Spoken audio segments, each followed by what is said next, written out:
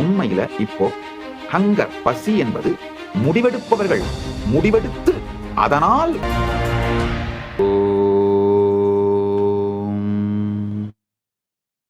நித்யானந்தேஸ்வர பரமசிவ சமாரம்பாம் நித்யானந்தேஸ்வரி பரமசக்தி மத்யமாம் அஸ்மதாச்சார்ய பர்யந்தாம் வந்தே குரு பரம்பராம்.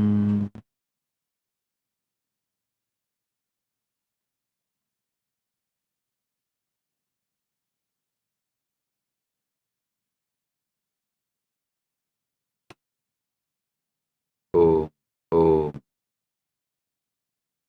உங்கள் அனைவரையும் வணங்கி வரவேற்கின்றேன்.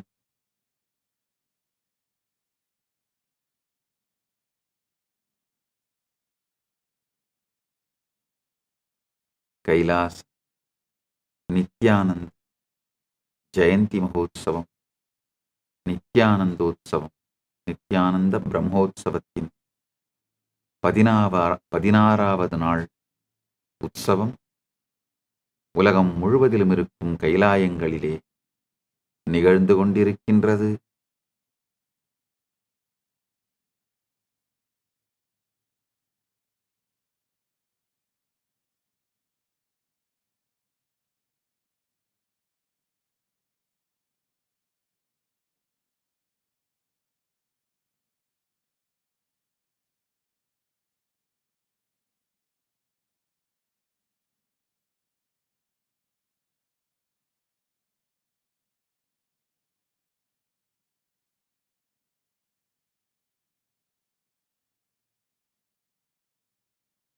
இந்த 16வது நாள் உற்சவத்திலே கலந்து கொள்வதற்காக உலகம் முழுவதிலும் இருக்கும் கைலாயங்களில் ஒன்று கூடியிருக்கும் அன்பர்கள், சீடர்கள், பக்தர்கள்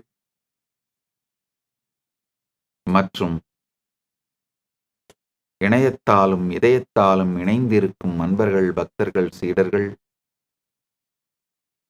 அனைவரையும் வணங்கி வரவேற்கின்றேன்.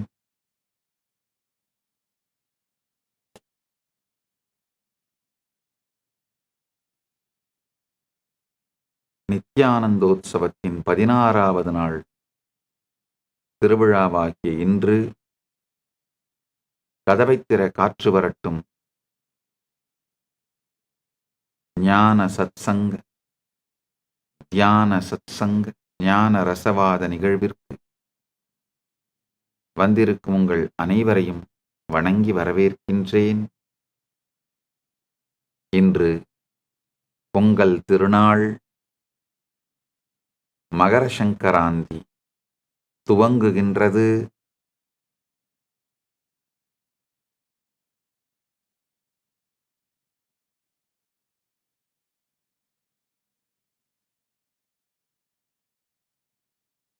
உத்தராயண புண்ணிய காலம் துவங்குகின்றது. இந்த அருமையான நன்னாளிலே உலகம் முழுவதிலும் மகர சங்கராந்தியை பல்வேறு பெயர்களாலே கொண்டாடும் இந்துக்கள் அனைவருக்கும் நல்வாழ்த்துக்கள்.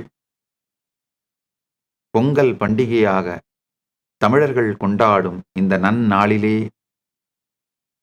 தமிழர்கள் அனைவருக்கும் பொங்கல் நல்வாழ்த்துக்கள்.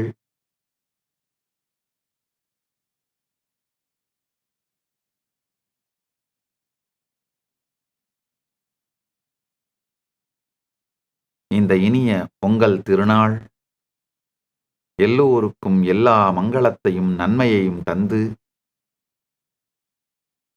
உங்கள் எல்லோருடைய வாழ்க்கையையும் வளமாக்கி நலமாக்கி ஆல்போல் தழைத்து அருகுபோல் வேரூன்றி மூங்கில் போல் சுற்றம் சூழ வாழையடி வாழையென 16ம் வெற்று எல்லோரும் பெருவாழ்வு வாழ்ந்திட ஆசீர்வதிக்கின்றேன்.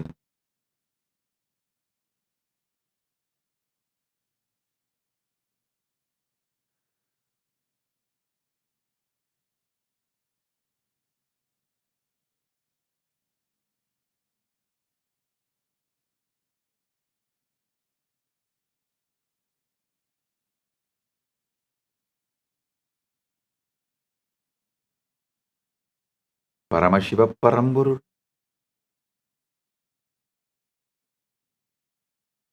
நம் எல்லோருக்கும் எல்லா நன்மைகளும் செய்து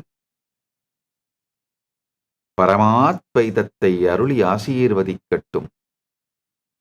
பரமாத்வைத பிராப்திரஸ்து, சர்வமங்கள பிராப்திரஸ்து, சர்வ ஐஸ்வர்ய பிராப்திரஸ்து, சர்வ ஆனந்த பிராப்திரஸ்து.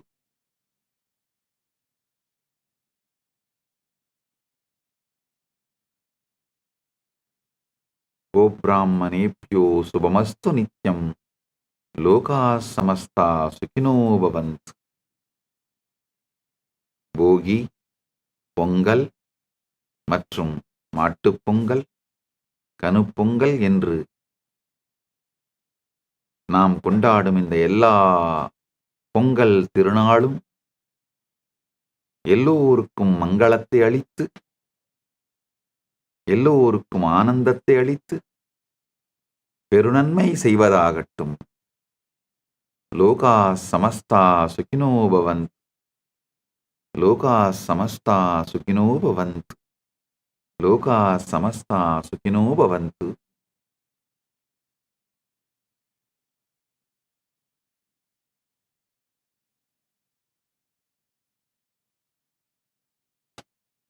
மகர சங்கராந்தி, உத்தராயண புண்ணியகாலம், இதை பீஷ்ம பருவம் என்றும் சொல்வோம். திருவண்ணாமலையிலே அண்ணாமலையார் சூரியனுக்கு அருள் செய்து சூரிய பூஜை ஏற்றுக்கொண்டு திருவூடல் உற்சவம் செய்தருளி கிரிவலம் செல்லும் உற்சவம் நடக்கும் நன்னாள்.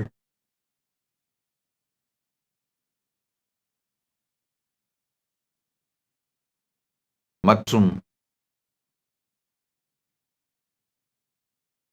சனாதன இந்து தர்மத்தோடு மிகவும் நெருக்கமான தொடர்புடையது இந்த மகர சங்கராந்தி உத்தராயண புண்ணியகாலம்.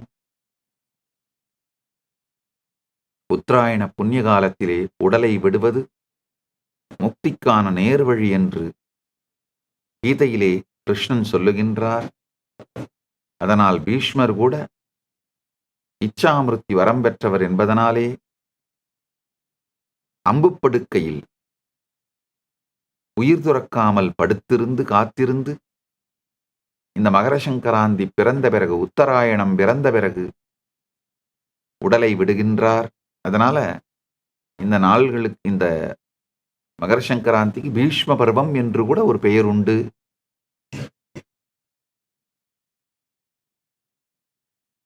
இந்த நன்னாளில் எல்லோருக்கும் எல்லா நன்மையும் மங்களமும் உண்டாகட்டும் என்று முழுமையாக ஆசீர்வதிக்கின்றோம். சர்வ ஆனந்த பிராப்திரஸ்து, சர்வ ஐஸ்வர்ய பிராப்திரஸ்து, சர்வ ஆரோக்கிய பிராப்திரஸ்து, பரமசிவ பத பிராப்திரஸ்து, பரமசிவத்வ பிராப்திரஸ்து, பரமசிவ சாயுஜ்ய பிராப்திரஸ்து.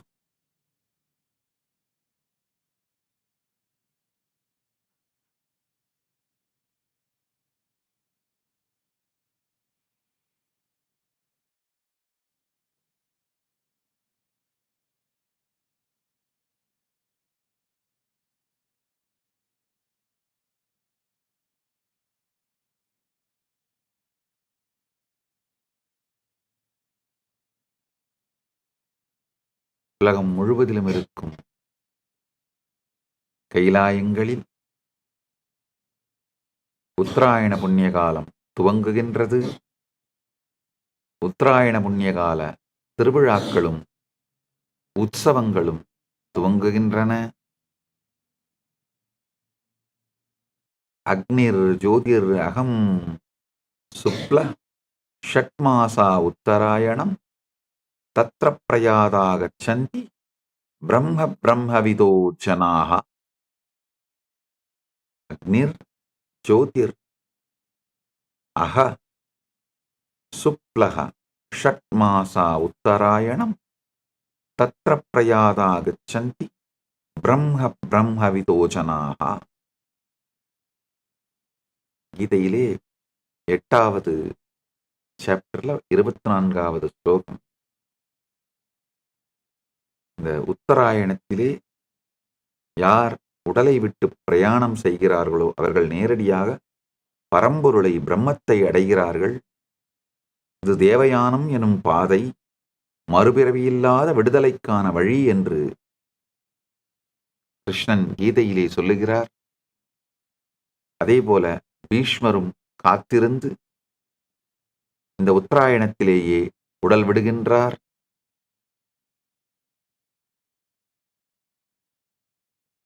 மீண்டும் ஒரு முறை சொல்லுகின்றேன், எப்பொழுதெல்லாம் வாய்ப்பு கிடைக்கிறதோ அப்பொழுதெல்லாம் சொல்லுவேன். வேதமுடு ஆகமம் மெய்யாம், புராணங்கள் இதிகாசங்கள் அனைத்தும் தெளிந்த, பொய் கலக்காத, கற்பனை சேராத முழுமையான பிரபஞ்ச வரலாற்று உண்மை பதிவுகள். பிரபஞ்ச வரலாற்று உண்மை பதிவுகள். ஆழ்ந்து புரிந்து கொள்ளுங்கள். பிரபஞ்ச வரலாற்று உண்மை பதிவுகள்.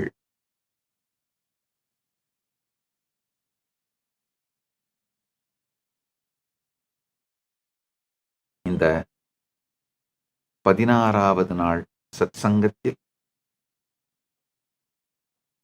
பரமசிவ பரம்பொருளின் நேரடியான செய்தி மகா கைலாசத்திலிருந்து ஆழ்ந்து கேளுங்கள். பரமாத்வைதம் எனும் முழுமை நிலை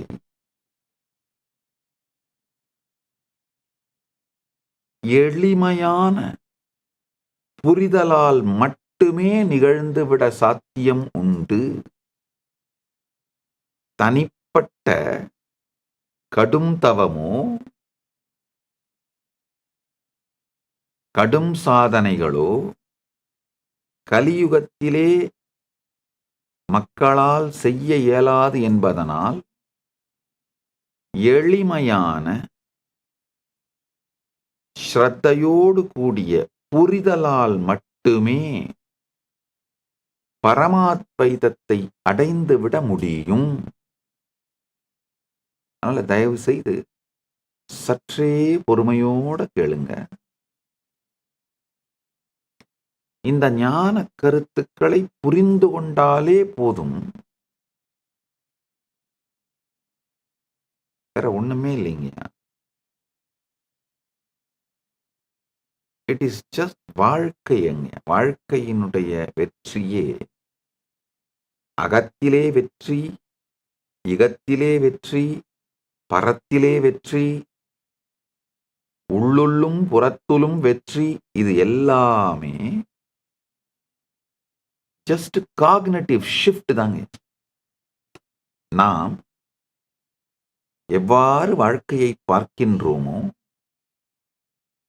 அது வேறொரு கோணத்திலே மலர்ந்தால், அதாவது வாழ்க்கையை பற்றிய தெளிந்த பார்வை மலருமானால்,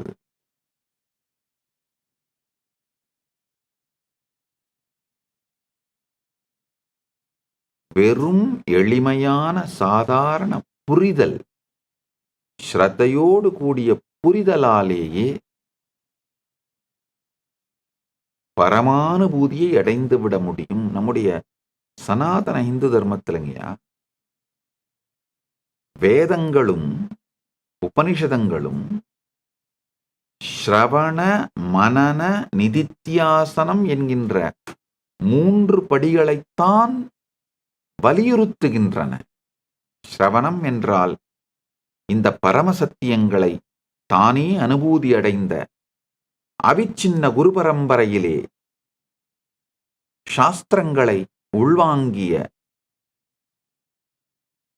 சாஸ்திர பிரமாணமும் ஆப்த பிரமாணமும் ஆத்ம பிரமாணமும் உடைய ஒரு ஞான குருவிடமிருந்து இந்த பரமசத்தியங்களை கேட்டல்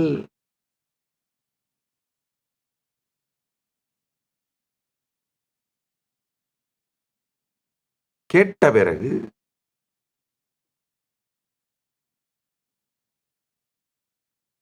அதை தியானித்தல், மனனம் செய்தல்.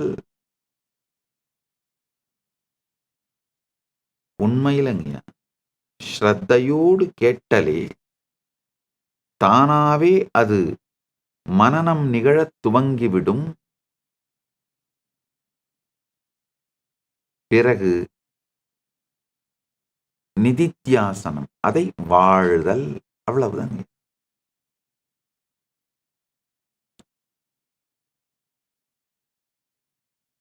ஸ்ரவணம், மனனம், நிதித்தியாசம். ரொம்ப எளிமையான முறை.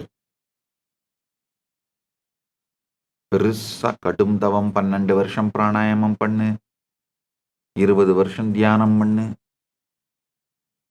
என்ன 21 வருஷம் ஒத்த கால நில்லு, அதெல்லாம் எதுவுமே நம்முடைய வேதங்கள் இதை எதையுமே கட்டாயமாக்கவில்லை. அந்த மாதிரி தவம் பண்றவர்கள் பண்ணுகிறார்கள், நல்லது. அதுல ஒன்றும் தவத்தை நான் குறைன்னு சொல்லல. தவம் நன்மையே செய்யும். ஆனால் எளிமையான புரிதல் மூலமாகவே கடும் தவத்தால் அடையப்படும் பரமானுபூதி அடையப்பட்டு விட முடியும். அதனால சற்று பொறுமையோடு இந்த புரிதல்களை எல்லாம் உள்வாங்குங்கள். காலம், மரணம், வைராக்கியம், ஞானம், இவைகளை பற்றிய புரிதல்களை எல்லாம் விரித்து விளக்கி இருக்கின்றேன். இந்த 16 நாள் சத் சங்கத்துல ஒவ்வொன்றையும் விரித்து விரித்து விரித்து விளக்கமா கொடுத்துருக்கேன். இப்ப இன்று, நாளை, அடுத்த 2-3 நாட்கள் கடந்த காலம், எதிர்காலம், எத்துணை பிறவிகள் நாம் எடுத்திருக்கின்றோம், ஞானம் அடையாவிட்டால் இன்னும் எத்தனை பிறவிகள் எடுப்போம், இதையெல்லாம் அறிவியல் பூர்வமாக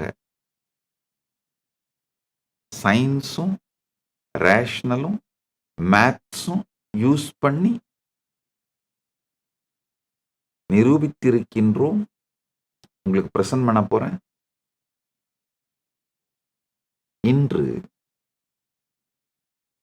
சில பரம சத்திய புரிதல்கள் ஸ்ரத்தையோடு ஆழ்ந்து கேளுங்கள். நிறைய பேரு மேனிஃபெஸ்டேஷன், இதை பற்றிய சந்தேகங்கள்,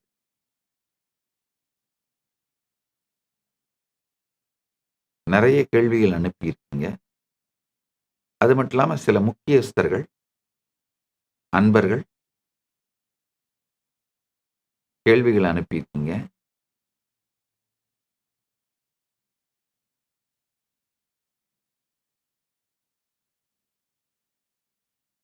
மரியாதைக்குரிய திரு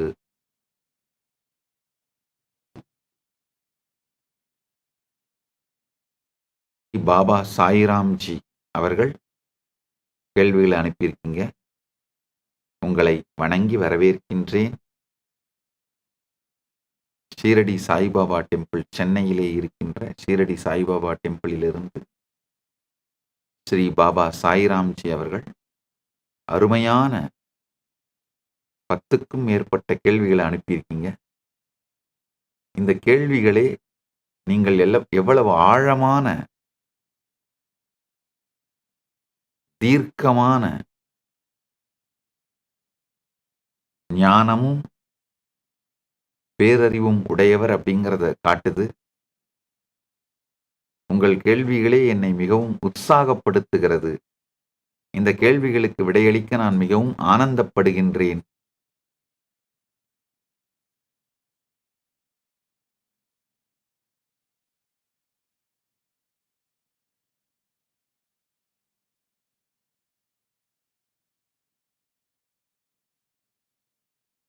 ஐயாவோட முதல் கேள்வி, பரமசிவமே சத்தியமே நீ எனில் இந்த அசத்திய உலகம் உன் லீலை என எப்படி ஏற்கலாம்?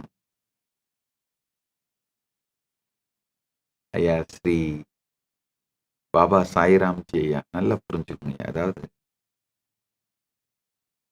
பரமசிவம் சத்தியம் என்கிற நிலைப்பாட்டை நாம் புரிந்து கொண்டால்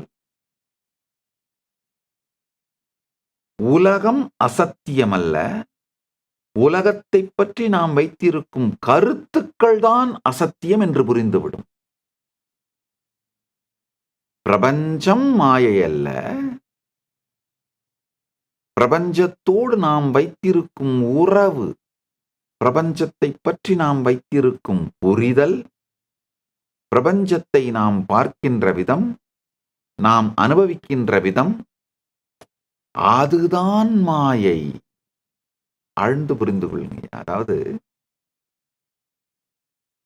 ஜீவன், ஈஸ்வரன், ஜெகத். ஜீவன் தனிப்பட்ட ஜீவாத்மா, ஈஸ்வரன் பரம்பொருள், பரமசிவ பரம்பொருள், ஜெகத் இந்த பிரபஞ்சம். பரமசிவ பரம்பொருளே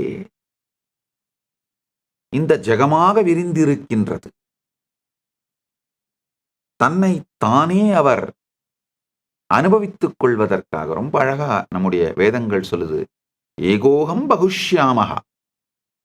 தன்னை தானே அனுபவித்துக் கொண்டாடி தன் இருப்பை தானே ஆனந்திப்பதற்காக தனிப்பெரும் பரம்பொருள் இந்த பிரபஞ்சமாக விரிகின்றது. ஜீவன் எப்பொழுது இந்த பிரபஞ்சத்தை பரம்பொருளிடமிருந்து வேறானதாக காண்கின்றானோ அப்பொழுது அவனுடைய காணுகின்ற தன்மைதான் மாயையே தவிர பிரபஞ்சம் மாயையல்ல. பரமசிவமே சத்தியம் என்கின்ற புரிதல் ஜீவனுக்கு வரும்பொழுது பரமசிவத்தின் வெளிப்பாடுதான் இந்த பிரபஞ்சமும் என்று தெரிந்து இருப்பது அனைத்துமே பரம்பொருளே என்கின்ற தெளிவோடு இருக்க துவங்குகின்றான். அந்த தெளிவு வரும்பொழுது மாயை மறைந்து விடுகின்றது. பிரபஞ்சமும் ஜெகத்தும் ஈஸ்வரனும் தனித்தனி என்று நினைக்கும் பொழுது அவன் மாயையில் இருக்கின்றான். அவன் ஜெகத்தை நோக்கி வைத்திருக்கும் கருத்துக்கள் தான் மாயை, ஜெகம் மாயை அல்ல. அடுத்தது ஒரு கேள்வி கேட்குறீங்க, பிரபஞ்சம் மாயை என்றால் அந்த மாயை ஆன்மாவுக்கா அல்லது உடலுக்கா? அகண்ட ஆன்மா என்றால் அது எப்போது மாயையில் சிக்குகிறது? இந்த இப்ப நான் சொன்ன விடையை புரிஞ்சுட்டாலே அடுத்த கேள்வி புரியும். பிரபஞ்சத்தின் இருப்பு மாயை அல்ல, அதை நாம் உணரும் விதம்தான் மாயை. பிரபஞ்சத்தின் இருப்பும், அதாவது ஈஸ்வரனின் இருப்பும், ஜெகத்தின் இருப்பும், ஜீவனின் இருப்பும் மூன்றுமே பரமசிவத்திலேயே ஸ்தாபிக்கப்பட்டிருக்கின்றது. ஜீவன் பரமசிவத்தை தவிர வேறொன்று உண்டு என்று நினைக்கும் பொழுதுதான் இந்த மாயை என்கின்ற கருத்து உருவாகின்றது. அது ஆன்மாவுக்கா உடலுக்கா? அகண்ட ஆன்மா என்றால் அது எப்பொழுது மாயையில் சிக்குகிறது என்கின்ற இந்த குழப்பங்கள் அனைத்தும் உருவாகுகின்றன. உண்மையில்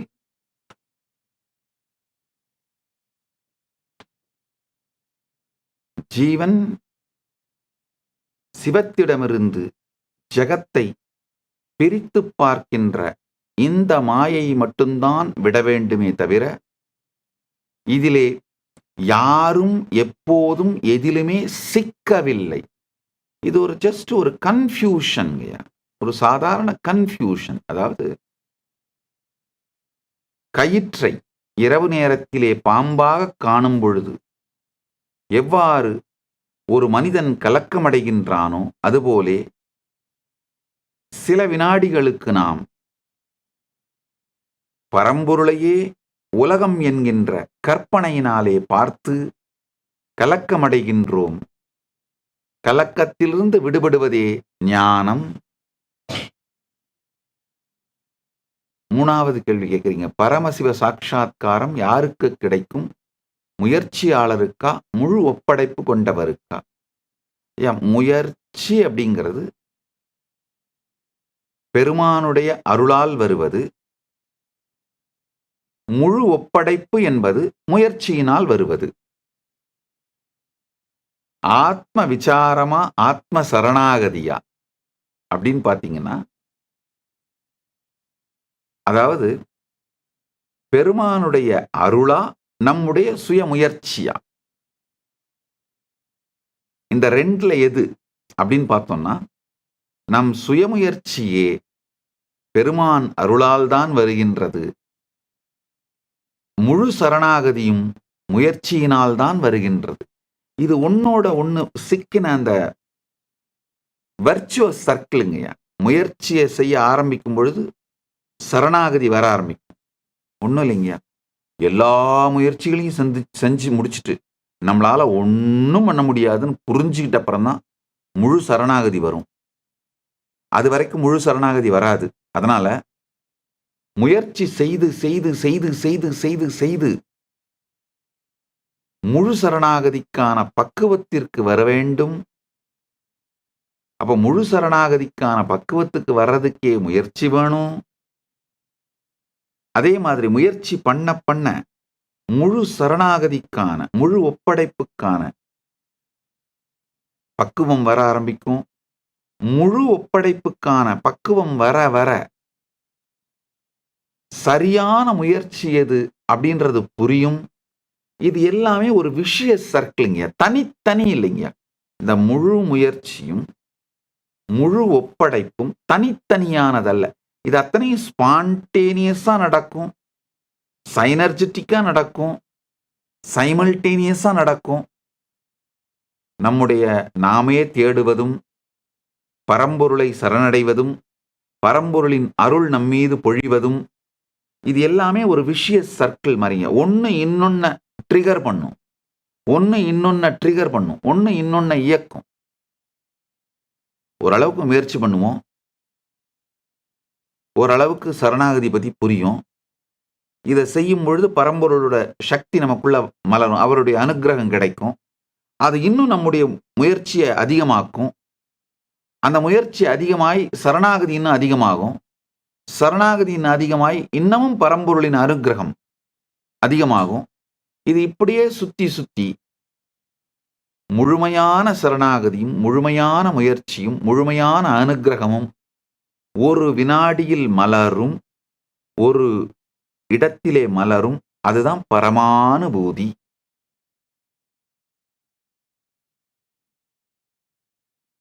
ஆழ்ந்து கேளுங்கள். பரமசிவ சாட்சா்காரம் தான் எனும் தனித்துவம் இருக்கும் வரை முயற்சி செய்து ஆக வேண்டும். அதாவது தான் அப்படிங்கிற தனித்துவம் இருக்கின்ற வரை பரமசிவ சாட்சா்காரத்திற்காக அவர்கள் முயல வேண்டும். அந்த முயற்சியினாலேயே சரணாகதித்தன்மை ஏற்படும். சரணாகதித்தன்மை பரம்பொருளின் அனுக்கிரகத்தை நம்மீது பொழிய வைக்கும். இந்த வர்ச்சுவஸ் சர்க்கிள், இந்த தர்ம சக்கரம் சுழன்று ஒன்றை ஒன்று அதிகரித்து அதிகரித்து அதிகரித்து நமக்குள் பரமசிவ சாட்சா்காரத்தை ஏற்படுத்துகிறது. உங்களுடைய நான்காவது கேள்வி, மனதை கட்டுப்படுத்தினவன் யோகி என்றால் மனமே இல்லாத நிலை யாருக்கு தெரியும்?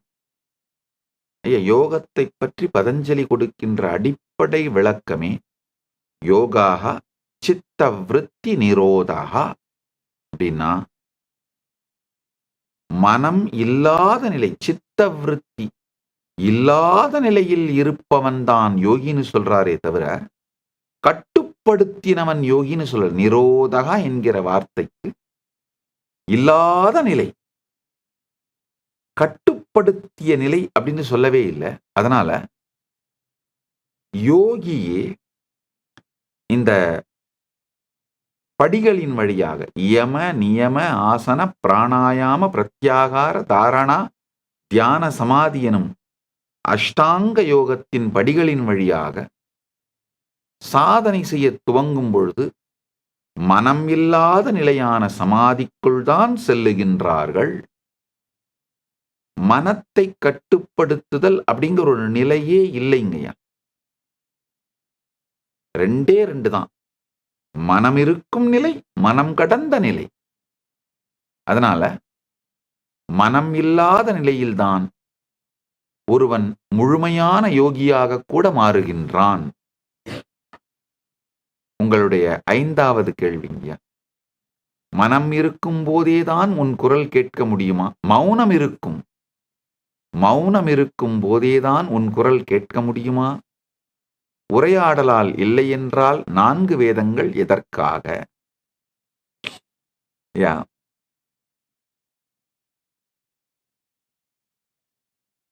ஒரு மனிதனை மௌனத்திற்குள் செலுத்துவதற்கு தேவையான உரையாடல்தான் வேதங்கள். ஒரு மனிதன் மௌனத்தில் பரமசாந்த நிலையில் தட்சிணாமூர்த்தியோடு அபேத நிலையில் அமர்ந்திருக்கும் பொழுதுதான் பரம ஞானம் அவனுக்குள் மலருகின்றது.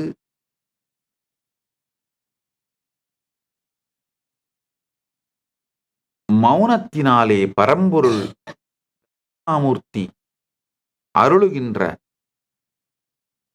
ஞான உபதேசங்கள் மலருகின்றது. இந்த 4 வேதங்களுமே மனிதனை மௌனத்திற்குள் கொண்டு செல்வதற்காகத்தான், வேறு எதற்காகவும் இல்லை. அந்த மௌனத்திற்குள் அவன் சென்று விட்டால் அங்கு உரையாடல் கிடையாது. பரம்பொருளிடமிருந்து அந்த பரமஞானம் அவன் மீது பொழிந்து கொண்டே இருக்கும். அவ்வளவுதான். உங்களுடைய 6வது கேள்வி, துரோகியும் உனது சந்நிதியில் வாழுகிறானா? அப்போதும் அவனுக்கு முக்தி வாய்ப்பு உள்ளதா? ஆஹா, அருமையான கேள்விங்க.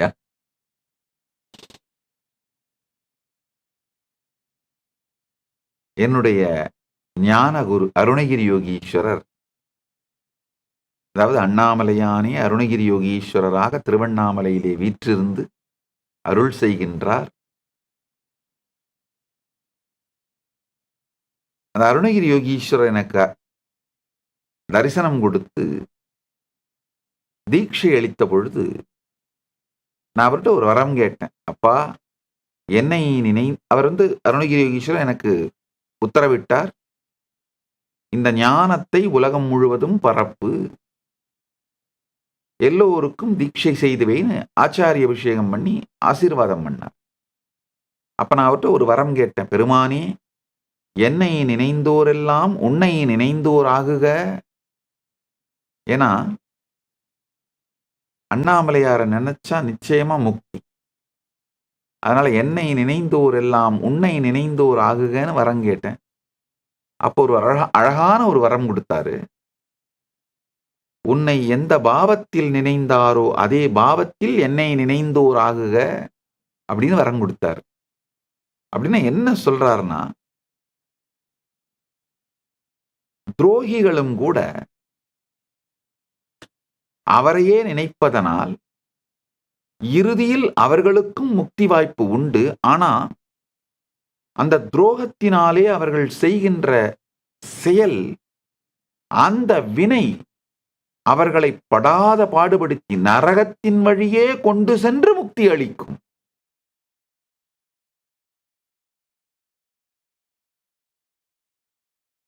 அன்பர்கள் பக்தியினாலே நினைந்து, பக்தியினாலே கரைந்து, பக்தியினாலே உருகுபவர்கள், கரைபவர்கள் ஆனந்தத்தின் வழி சென்று, சொர்க்கத்தின் வழி சென்று முக்தி அடைகின்றார்கள். துரோகிகள் கொடும் துக்கத்தின் வழியாகச் சென்று, ஏன்னா துரோகிகளுக்கு இருக்கிற மிகப்பெரிய பிரச்சனைங்க, தன்னோடேயே அவர்கள் நிம்மதியா இனிமையா இருக்க முடியாது. தனக்குள்ளேயே அவர்கள் நிம்மதி இருக்க முடியாது. ஆனாலும் பெருமானை நினைத்த காரணத்தால் பெரும் துக்கம், நரகம் இவைகள் வழியாகச் சென்று அந்த கர்மங்களை எல்லாம் கழித்து முடித்துவிட்டு முக்தியை அடைகின்றார்கள்.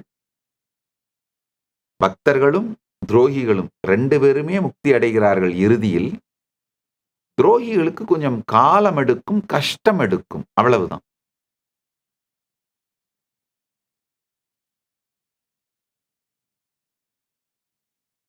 கிருஷ்ணருடைய வாழ்க்கையில பார்த்தாலே தெரியும். சிசுபாலனுக்கும் கம்சனுக்கும் கூட முக்தி கொடுத்தார். ஆனா அவர்களெல்லாம் கொடும் துக்கங்களை அனுபவித்து பிறகு அடைந்தார்கள். அதுபோல துரோகிகளும் இறுதியில் முக்தி அடைகின்றார்கள். கொடும் நரகத்தை தாண்டி அனுபவித்துவிட்டு முக்திக்கு வர வேண்டும். அப்படி இல்லாம பக்தர்களாக இருந்தால் இனிமையிலிருந்து இனிமைக்கும், இனிமையிலிருந்து இனிமைக்குமான இனிமையின் பாதையிலேயே சென்று பக்தியில் கரைந்து பரமுக்தி அடைகின்றார்கள். உங்களுடைய 7வது கேள்வி, 3வது கண் திறந்தால்தான் உண்மையான ஞானம் பிறக்கிறது. நூல்கள் போதுமில்லையா? அறிவா அல்லது அனுபவமா? பரம உண்மையை அடைய முக்கியமானது எது?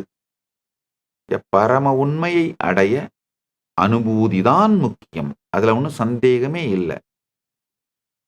மற்றவர்களுக்கு அந்த பரம உண்மையை சொல்வதற்குத்தான் சாஸ்திர பிரமாணம் வேண்டுமே தவிர, தான் மட்டும் பரமஞானத்தில் இருப்பதற்கு அனுபூதி மட்டுமே போதுமானது.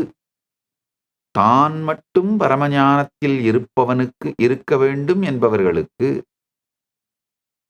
நூல்களோ சாஸ்திர ஞானமோ தேவை கூட இல்லை. குருவிடமிருந்து நேரடியாக தீட்சையும் குருவின் உபதேசங்களுமே போதும். அவர்களுக்கு பரமஞானத்தை அளித்துவிடும். ஆனா மற்றவர்களுக்கு சொல்ல வேண்டும் என்ற ஆச்சாரிய பொறுப்பை ஏற்று பரமாச்சாரிய திருப்பணியை செய்ய வேண்டியவர்கள், இந்த ஞானத்தை மற்றவர்களுக்கு அளிக்க வேண்டியவர்கள் நிச்சயமாக ஆத்ம அனுபவத்தோடு, ஆத்ம பிரமாணத்தோடு சேர்ந்து சாஸ்திர பிரமாணத்தையும் பெற்றிருக்க வேண்டும். சாஸ்திர பிரமாணம் இல்லாவிட்டால், சாஸ்திர ஞானம் இல்லாவிட்டால், ஆத்ம பிரமாணம் இருந்தால் கூட ஆச்சாரியனாக இருந்து மற்றவர்களுக்கு வழிகாட்டுவது சாத்தியம் இல்லை, சரியும் இல்லை. அதனால அனுபூதியின் போது எல்லோருக்குமே 3வது கண் திறக்கின்றது. 3வது கண் திறக்கும் பொழுதுதான் எல்லோருக்குமே அனுபூதி மலர்கின்றது. ஒரு தனி மனிதனுடைய பரமானுபூதிக்கு, ஆத்ம அனுபூதிக்கு, ஜீவன் முக்திக்கு, பரமுக்திக்கு சாஸ்திரங்களோ நூல்களோ தேவையில்லை. குருவின் உபதேசங்களும் தீட்சையும் மட்டுமே போதும். ஆனால் மற்றவர்களுக்கு உபதேசிக்கின்ற, திருப்பணி செய்பவர்களுக்கு ஆத்ம அனுபவமும் ஆத்ம பிரமாணமும் சாஸ்திர பிரமாணமாகிய நூல்களின் அறிவும் தேவை. உங்களுடைய 8வது கேள்வி, அனைத்தும் சிவமயம் என்கின்ற உண்மை தெரிந்த பிறகு வாழ்க்கையின் நோக்கம் என்ன? இது திரும்ப ரொம்ப அழகா வேதங்களிலே பெருமான் சொல்றாரு. ஏகோகம் பகுஷ்யாமகா, அனைத்தும் சிவமயம் என்கின்ற உண்மை புரிந்தபின் நம்மை நாமே ஆனந்தத்தோடு அனுபவிப்பதுதான் வாழ்க்கையின் நோக்கம். அதற்கு மேல் வேறொரு நோக்கம் இல்லை. 8வது கேள்வி, அனைத்தும் சிவமயம் என்கின்ற உண்மை தெரிந்த பிறகு வாழ்க்கையின் நோக்கம் என்ன? நல்லா புரிஞ்சுக்குங்க. அனைத்தும் சிவமயம் என்று தெரிந்தபின் நம்மை நாமே கொண்டாடி பரமானந்தத்தில் பரமாத்வைதத்தில் இருப்பதே வாழ்க்கை. அதற்கு மேல தனிப்பட்ட நோக்கம் கிடையாது. பரமுக்தியில் பரமாத்வைதத்தில் திளைத்திருப்பதே வாழ்க்கையின் நோக்கம். உங்களுடைய 9வது கேள்வி, பிராரப்தம் துன்பமளிக்கும் போது என் எண்ணங்களால் அதை கலைக்க முடியுமா? பிராரப்தம் நிலையாக தீர்மானிக்கப்பட்டது எனில் அதை யாராலும் மாற்ற முடியுமா? பிராரப்தம் நிலையாக தீர்மானிக்கப்பட்டது அல்ல. உங்களுடைய எண்ணங்களாலே பிராரப்தத்தை துன்பம் இல்லாத நிலையாக மாற்ற முடியும். பிராரப்தம் துன்பமளிக்கிறது என்று நினைப்பதே கூட நம்முடைய எண்ணங்களுக்குள் ஏற்படும் மாயைதான் என்பதனால் நம் எண்ணங்கள் சீரமைக்கப்பட்டால் பிராரப்தம் துன்பத்தை அளிக்காது. பிராரப்தம் நிலையாக தீர்மானிக்கப்பட்டதும் இல்லை. குருவின் தீட்சையாலும் அருட்பார்வையாலும் சக்திபாதத்தாலும் சக்திநீபாதத்தாலும் பிராரப்தம் சூரியனை கண்ட பனி போலே விலகி கரைந்து காணாமல் போய்விடும். உங்களுடைய 10வது கேள்வி, மோக்ஷம் கோவிலில் இல்லையெனில் என் உள்ளத்திற்குள் அதை எப்படி உணர முடியும்? மோக்ஷம் கோயிலில் உண்டு. மோக்ஷம் கோவிலில் இல்லை அப்படிங்கிறதே தவறான கருத்து.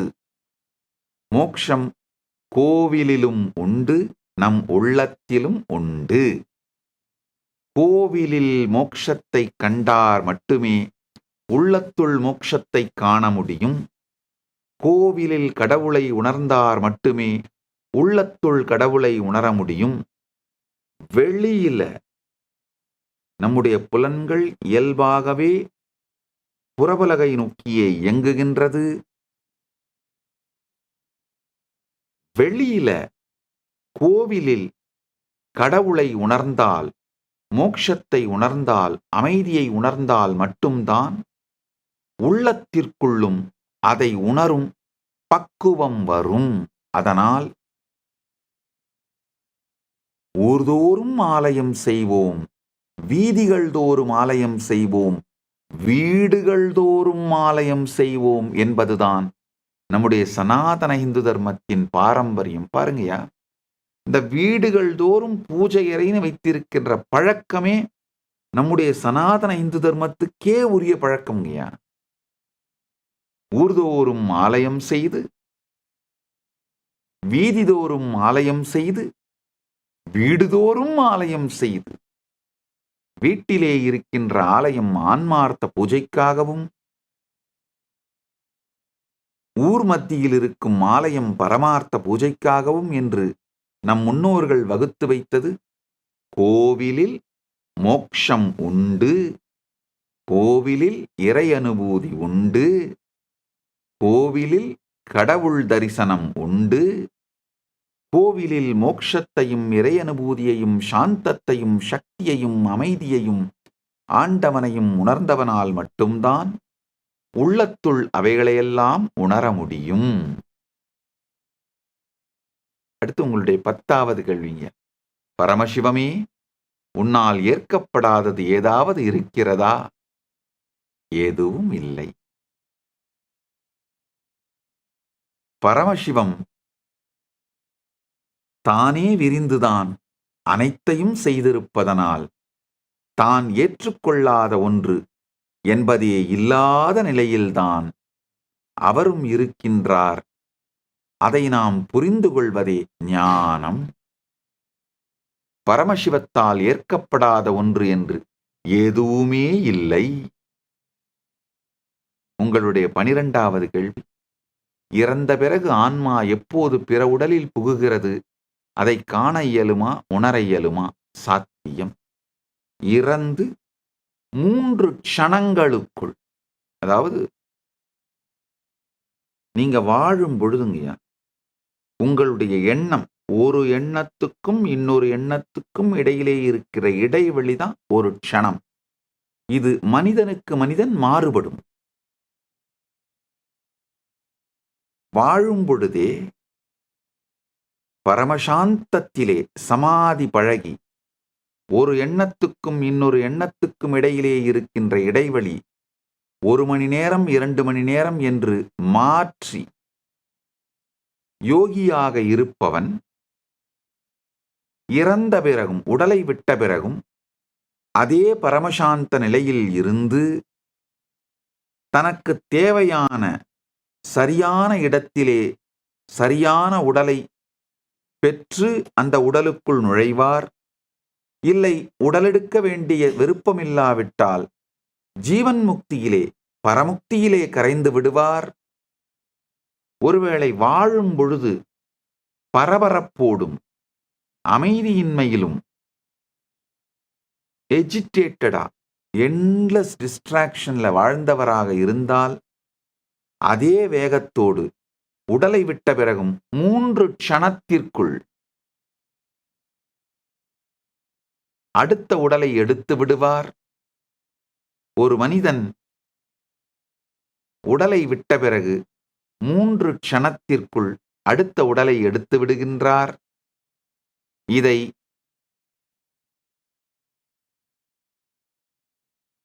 சமாதி பழகும் அன்பர்கள், 3வது கண் விழிப்படைந்த அன்பர்கள் நிச்சயமாக காண இயலும், உணரவும் இயலும். உங்களுடைய 13வது கேள்வி, பரமசிவமே, நீயே நானாகும் நிலையை அடைந்தவனே, பிறர் அதே நிலையை அடைய உதவ முடியுமா? நிச்சயமாக. இதுதான் பரமசிவ பரம்பொருளின் நோக்கமும் போக்கும், அவர் இயங்குவதன் காரணமும்.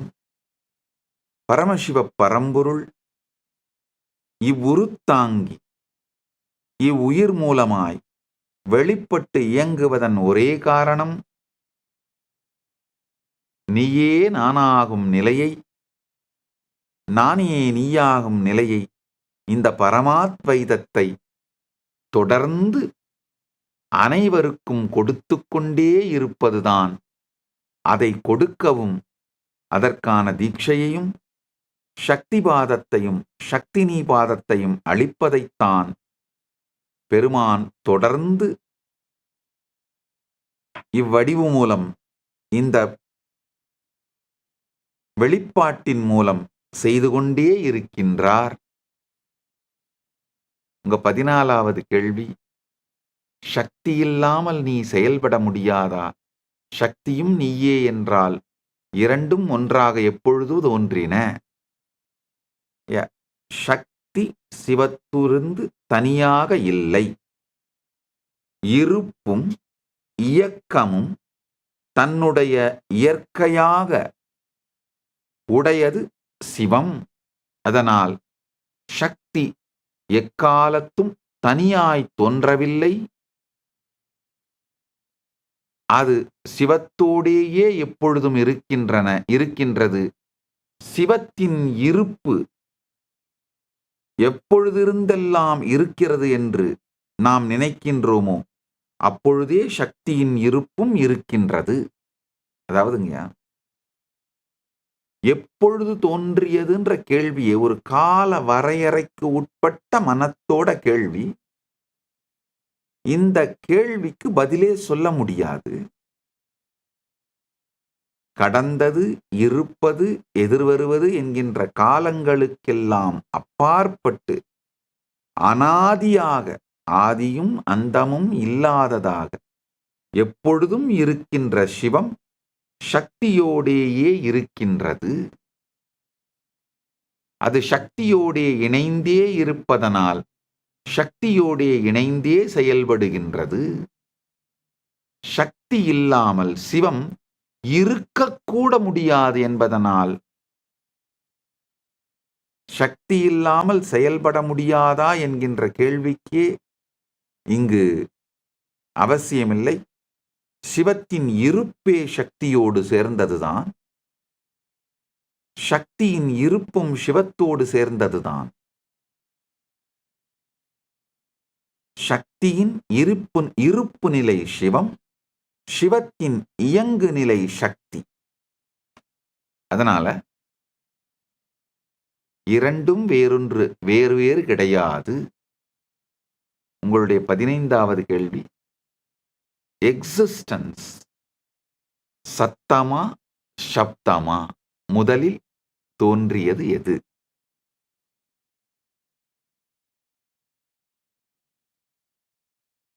பிரபஞ்சம் சத்தம் சப்தம் இது இரண்டையும் கடந்து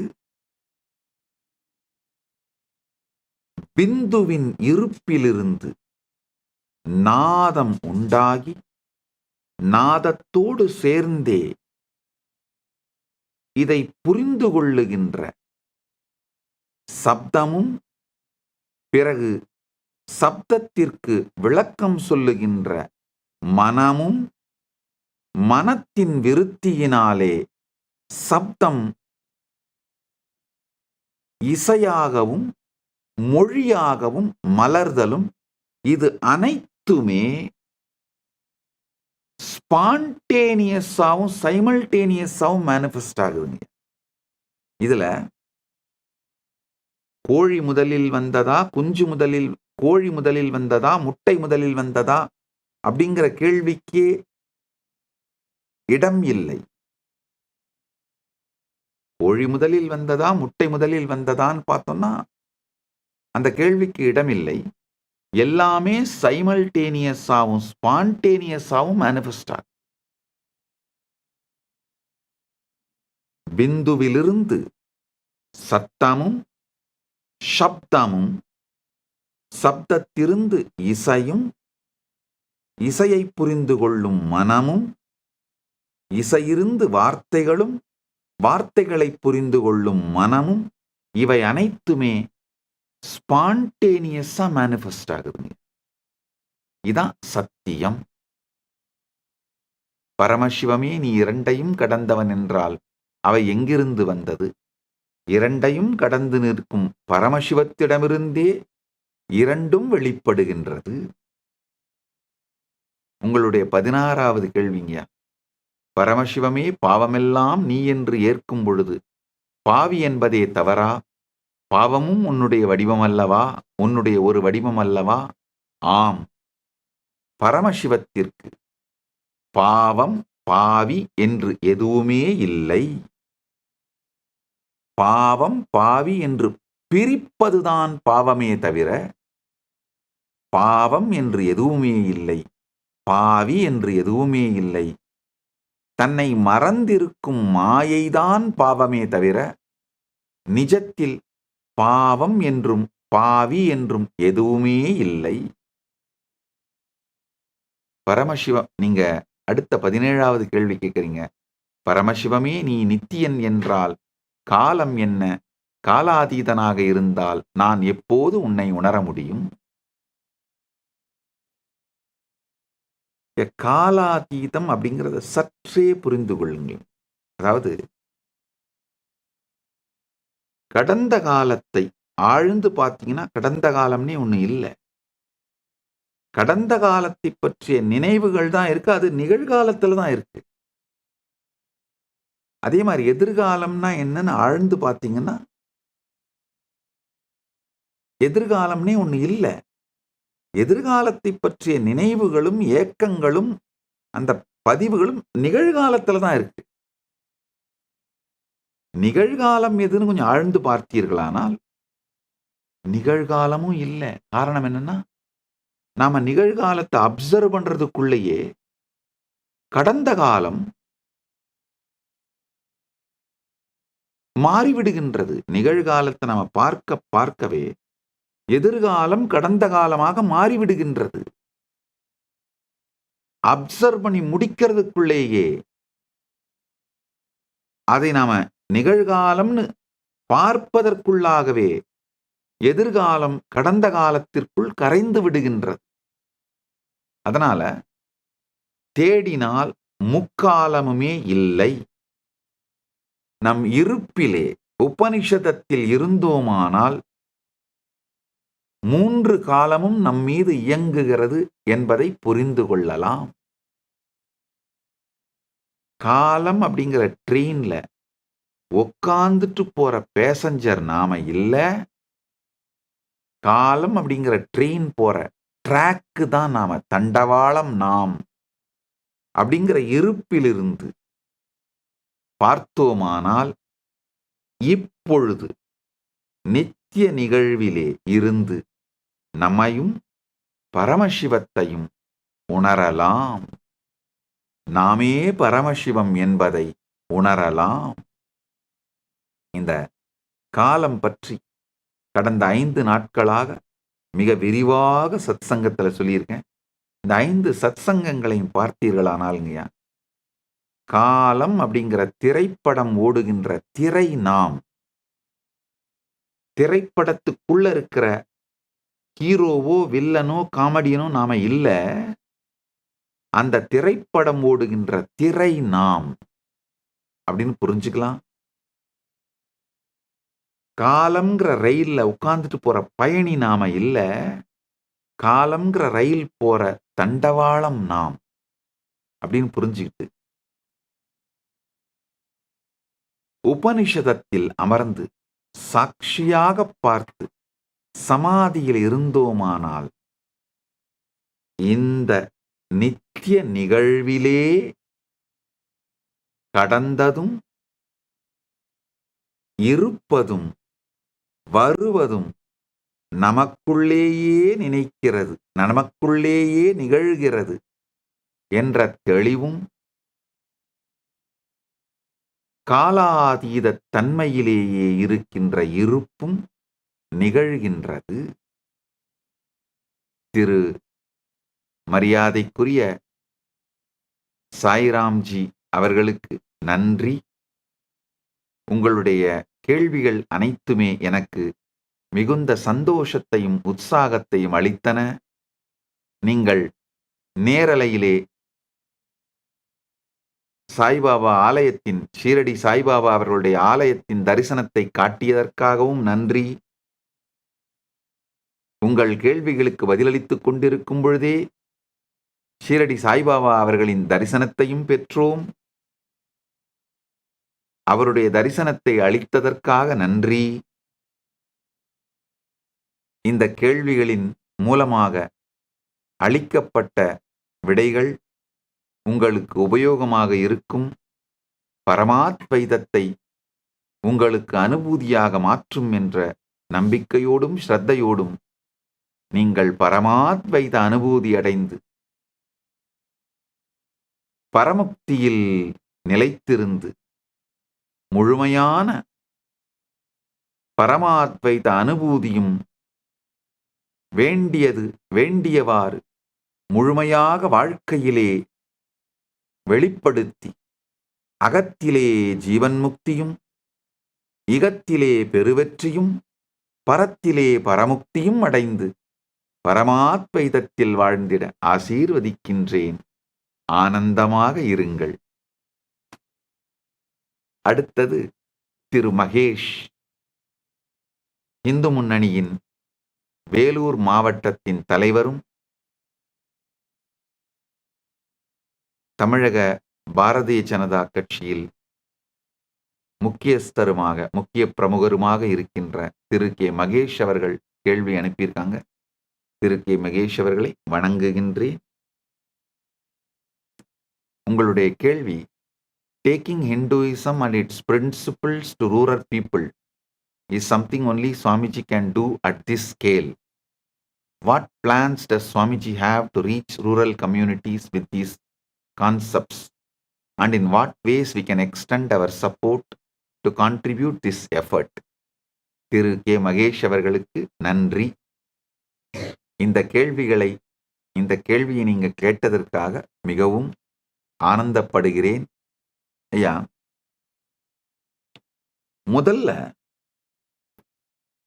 தானே சனாதன இந்து தர்மத்தை ருசித்து இந்த சனாதன இந்து தர்மத்தோட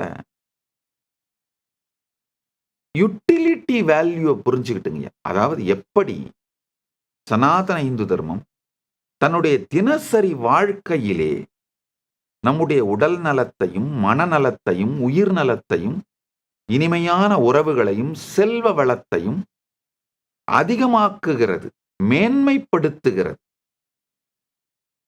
ஜீவன் முக்த அனுபூதியை தினசரி வாழ்க்கையில் எப்படி அளிக்கின்றது அப்படிங்கிறத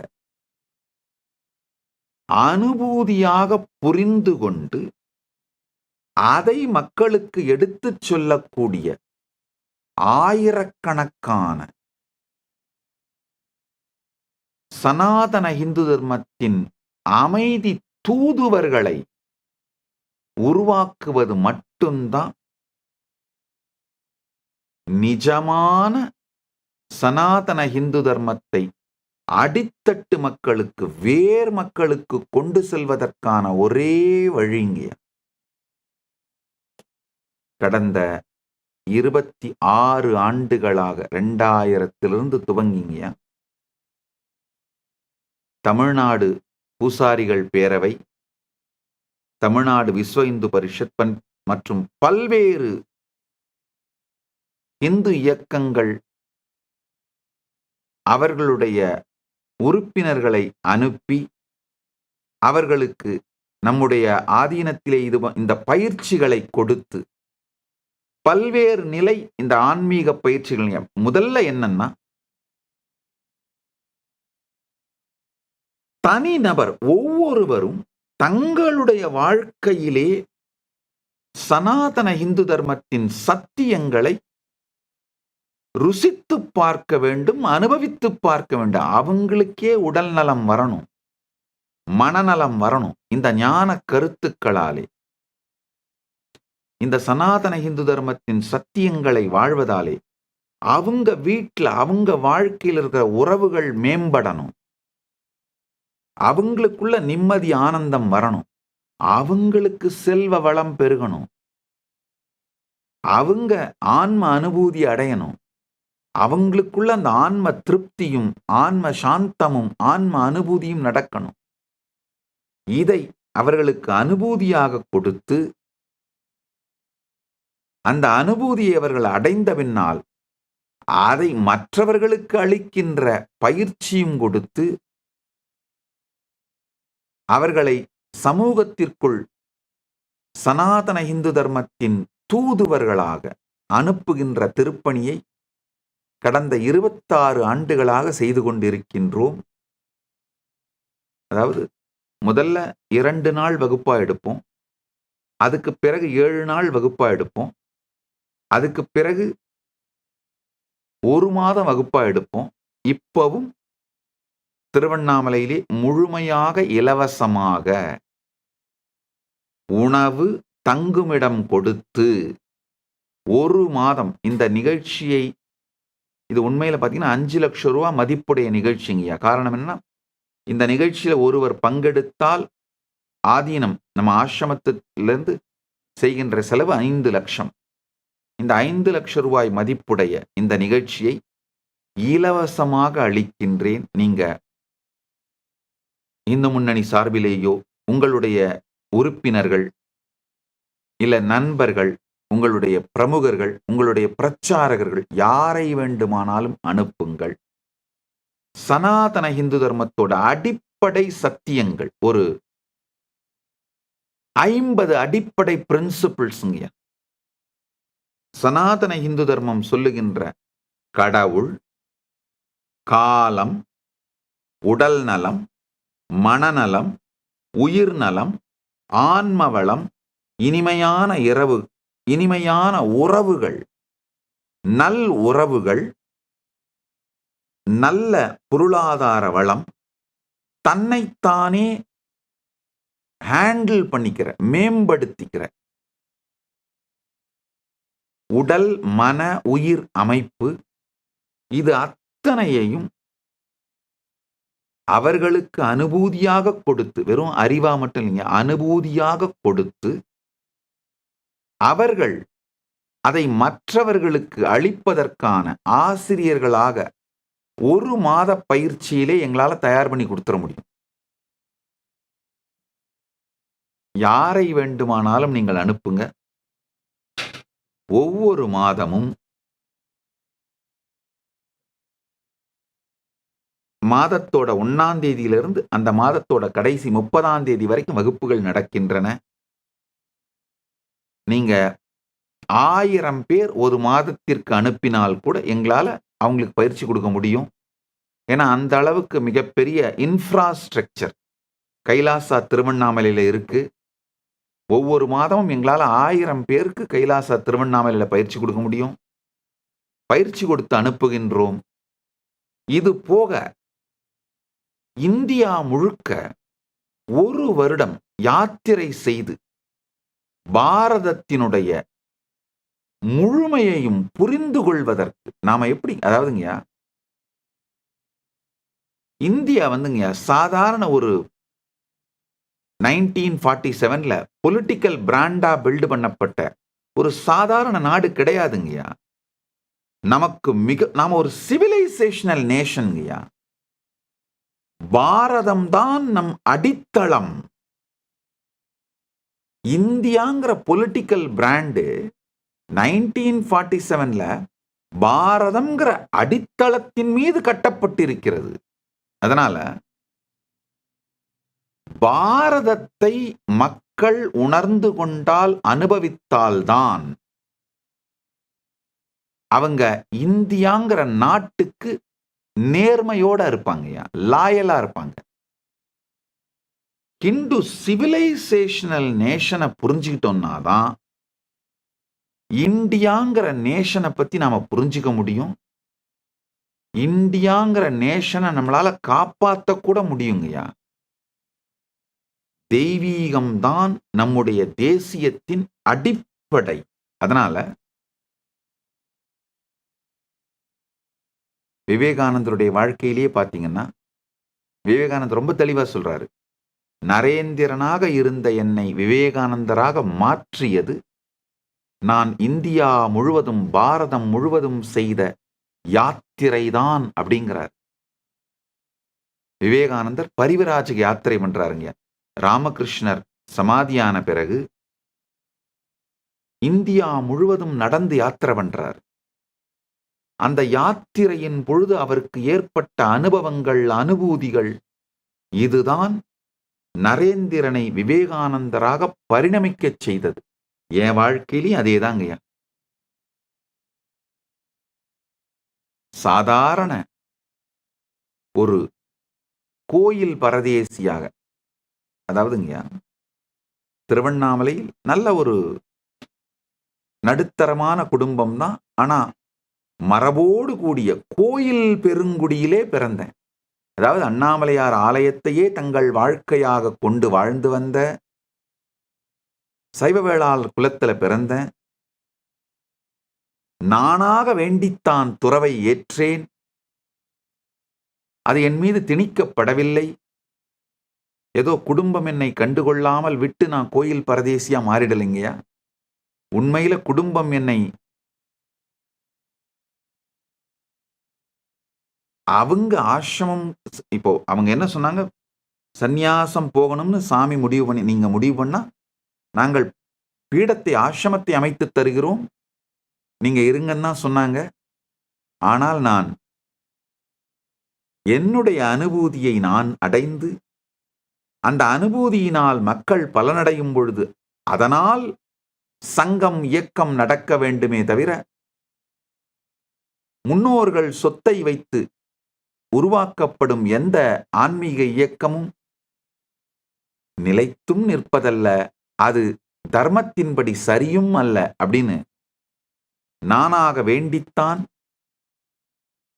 என் குருமார்களுடைய ஆசியோடு பரமசிவ பரம்பொருளின் பேரருளோடு கோயில் பண்டாரமாக, கோயிலில் வாழுகின்ற ஒரு சந்நியாசியாக அண்ணாமலையார் ஆலயத்தில் என் வாழ்க்கையை துவங்கினேன். ஆனால் என்னை முழுமையாக மலரச் செய்தது இந்தியா முழுவதும் நான் செய்த பரிவிராஜக யாத்திரை தான். அதே மாதிரி ஒரு மெச்சூர்டான ஹிந்து தலைவர்கள் உருவாகணும்னா அவங்கள நாம இந்த ஒரு வருஷம் இந்தியா முழுக்க நடந்து யாத்திரை பண்ணி மக்களை சந்தித்து பல்வேறு ஆலயங்களுக்கு சென்று இந்தியா முழுக்க இருக்கிற பல்வேறு மடங்கள், ஆலயங்கள், ஆன்மீக கம்யூனிட்டிங்க இங்கெல்லாம் போய்ங்க இந்தியா முழுக்கங்கய்யா குறைந்தபட்சம் ஒரு அருமையான நினைத்து பார்க்க முடியாத அதிசயத்தோடு கூடிய ஆன்மீக கம்யூனிட்டிஸ் பாண்டிச்சேரியில் இருக்கிற அரவில்ல இருந்து தென்னகத்தில் இருக்கிற மெய்வழிச்சாலை மாதிரி ஒரு 1000 கம்யூனிட்டிஸ், அதே மாதிரி அதிசயிக்கத்தக்க 1000 ஆலயங்கள் திருவண்ணாமலையில துவங்கி காசி கேதார்நாதம் வரை இது மாதிரியான ஆலயங்கள், ஆன்மீக குழுக்கள், மடங்கள், ஆதீனங்கள் இவைகள் எல்லாவற்றையும்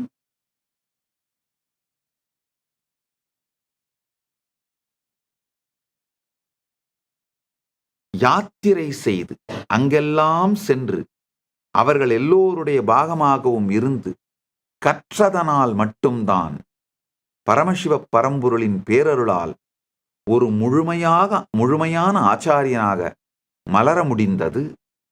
அதனால ஒரு மெச்சூர்டான லீடர் சனாதன இந்து தர்மத்துக்கு, இப்போ சனாதன இந்து தர்மத்துக்காக அரசியல் துறையிலே இயங்க வேண்டுமென்றாலும், சமூகத்துறையில் இயங்க வேண்டுமென்றாலும், ஆன்மீகத்துறையில் இயங்க வேண்டுமென்றாலும், எத்துறையில் இயங்க வேண்டுமென்றாலும்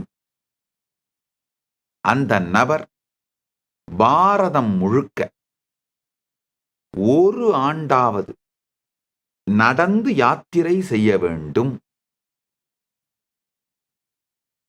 இந்த யாத்திரைக்காக யார் யாரெல்லாம் தயாராக இருக்கின்றார்களோ அவர்களுக்கு கைலாசா திருவண்ணாமலையில் 1 மாத பயிற்சி அளித்து இந்த யாத்திரைக்கு குழுக்களாக அனுப்பிக்கொண்டே இருக்கின்றோம். இப்போ ஒரு குழு ஏற்கனவே நடந்து போயிட்டு இருக்காங்க.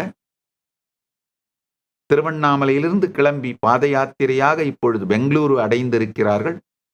அங்கிருந்து தர்மஸ்தலா மற்றும் பெங்களூரு கர்நாடகாவில் இருக்கின்ற ஆலயங்கள், ஆன்மீக இயக்கங்கள், மடங்கள் இவைகளையெல்லாம் சென்று சேர்ந்து பார்க்கின்றார்கள்.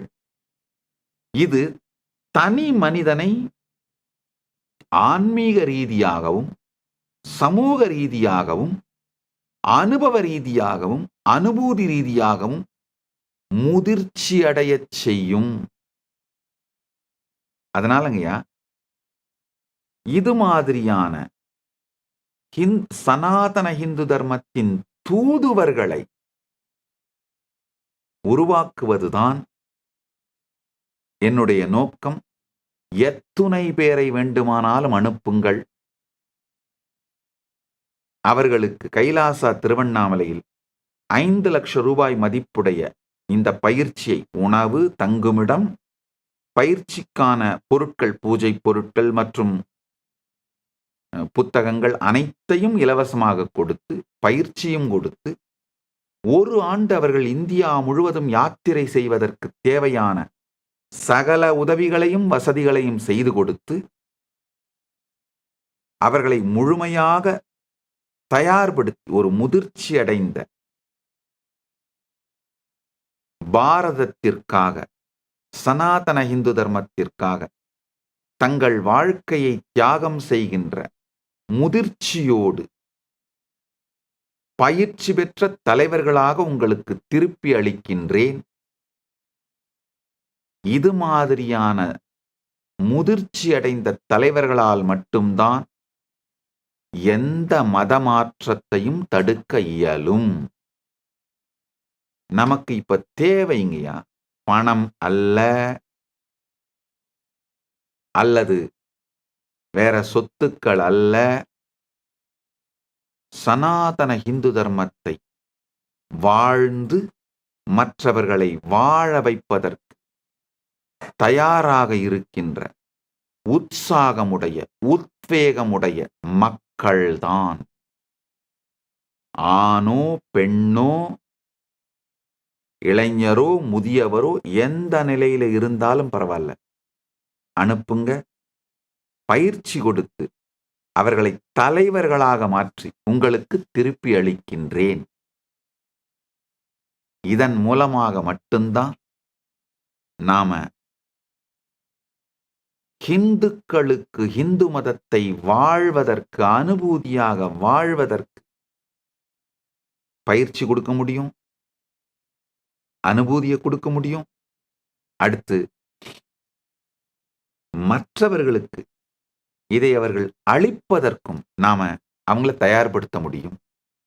அதனால திரு கே மகேஷ் அவர்கள், யார் யாரிடமெல்லாம் உங்களால் சொல்ல முடியுமோ அவர்களுக்கு எல்லோருக்கும் சொல்லி, இந்த நான் இப்ப சொல்ற இந்த 1 மாத நிகழ்ச்சியை பத்தி நாங்க புக்லெட்ஸ் வச்சிருக்கோம், அதுவும் அனுப்புறேன். யாருக்கு வேணா இந்த புக்லெட்ஸை கொடுங்க. நீங்க ஒரு தரம் கைலாசா திருவண்ணாமலைக்கு வாங்க, இந்த நிகழ்ச்சி நடக்கிறத பாருங்க. உங்களுடைய இந்து முன்னணி சார்ந்த பிரமுகர்கள், அன்பர்களை தமிழ்நாடு முழுவதும் இருந்து எங்க இருந்து வேணாலும் அழைச்சிட்டு வாங்க. இந்த நிகழ்ச்சியை இலவசமா கொடுக்கிறேன். அது போக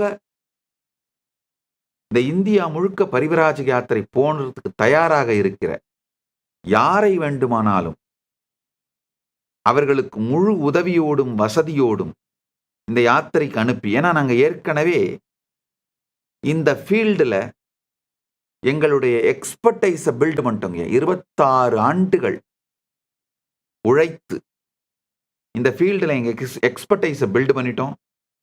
அதனால் எங்களால் அழகாக அவங்களுக்கு பல இடங்களுக்கும் அழைச்சிட்டு போய் ட்ரெயின் பண்ணி அவங்கள ஒரு மெச்சூர்டான தலைவராக மாற்றி உங்களுக்கு திருப்பி கொடுக்குறேன். இதனால் முதல்ல இந்து மதத்திற்கு, சனாதன இந்து மதத்திற்கு பெரும் நன்மை உண்டாகும். 2வது, இந்து முன்னணி இயக்கத்திற்கு மிகப்பெரிய முதிர்ச்சி அடைந்த பலம் வாய்ந்த நல்ல தலைவர்கள் கிடைப்பாங்க.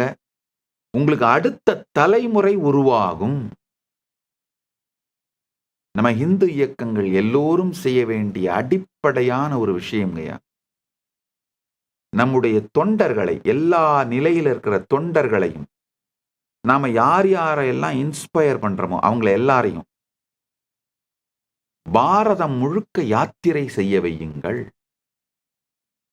அது ஒரு மனிதனோட விஷனை, அவனுக்கு தன்னை பற்றியும் உலகத்தை பற்றி இருக்கின்ற பார்வையை அகலமாக்கி ஆழமாக்கி முதிர்ச்சியை அடைய செய்துவிடும்.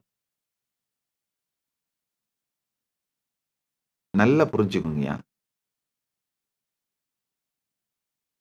வருஷத்துல எங்களுக்கு 100 புது கைலாசம் உருவாகுது உலகம் முழுக்க.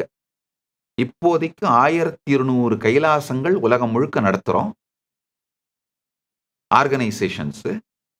ஒவ்வொரு வருஷமும் 100 ஆர்கனைசேஷன் உருவாகுது புதுசா 100 இடத்துல. இப்போ 2025 மட்டும் 100 கைலாசம் உருவாகி இருக்கு. ஆனா என்னுடைய நேரத்துல 80% நேரத்தை நான் மக்களை உருவாக்கத்தான் செலவு பண்றேன். அடுத்த தலைமுறை தலைவர்களை உருவாக்குவதற்கு அதுலதான் நான் முழுக்க முழுக்க போக்கஸ் பண்றேன். காரணம் என்னன்னா, இந்து மதத்திற்கு பணம் பற்றாக்குறை இல்லவே இல்லைங்க. மக்கள் கொட்டுகிறார்கள். மதத்திற்கு, நம்முடைய சனாதன இந்து தர்மத்துக்கு சேவை பண்ணணும் அப்படின்னா மக்கள் கொட்டுகிறார்கள். நமக்கு தேவை என்னன்னா, நல்ல முதிர்ச்சி உடைய, இந்து மதத்திலே ஆழ்ந்த அனுபூதியும் அனுபவமும் ஸ்ரத்தையும் உடைய, அதை மற்றவர்களுக்கு சொல்லுகின்ற அறிவார்ந்த அனுபவம் உடைய தலைவர்களை உருவாக்குறது மட்டும்தான் நம்முடைய தேவைங்க. அதனால அதை உருவாக்கி உங்களுக்கு தருவதற்கு நான் தயாராக இருக்கின்றேன். யாரை வேண்டுமானாலும் அனுப்புங்கள், அவர்களை தலைவர்களாக மாற்றி உங்களுக்கு அளிப்பது என்னுடைய கடமை, என்னுடைய பொறுப்பு. இந்த விதத்தில் மட்டும்தான் என்னால் உங்களோடு உங்களுக்கு இணைந்து உங்களுக்கு உதவிகரமாக இருக்க முடியும். அதனால் இருவரும் சேர்ந்து இந்த பெரும் நல் திருப்பணியை செய்வோம் வாருங்கள் என்று உங்களுக்கு அழைப்பு விடுக்கின்றேன். அடுத்தது என்னுடைய வாழ்க்கையை பத்தி சொல்லிட்டு இருந்தேன். இந்த நேரத்துல சில விஷயங்களை பதிவிடணும்னு நினைக்கிறேன். ஐயா திரு கே மகேஷ் அவர்கள் வேலூர் தான் அப்படிங்கிறதுனால அவருக்கு நல்லா தெரியும். வேலூர் தான் அப்படிங்கிறதுனால அவரால பல பேர் நண்பர்கள், உறவினர்லாம் இருப்பாங்க திருவண்ணாமலையிலையும். திருவண்ணாமலையில் அண்ணாமலையாருடைய ஆலயத்தோட 6ஆம் பிரகாரத்திற்குள்ளேயே, திருவூடல் தெருன்னு சொல்லுவோம், அந்த 6ஆம் பிரகாரம் மாட வீதிக்குள்ளேயே பரம்பரையாக காலங்காலமாக அண்ணாமலையாருடைய ஆலயத்தின் நிர்வாகத்தோடு நெருக்கமாக தொடர்புடைய கோவில் பெருங்குடிகள், சைவ வேளாளர்கள் குலத்துல பிறந்த மரபு குடும்பம்.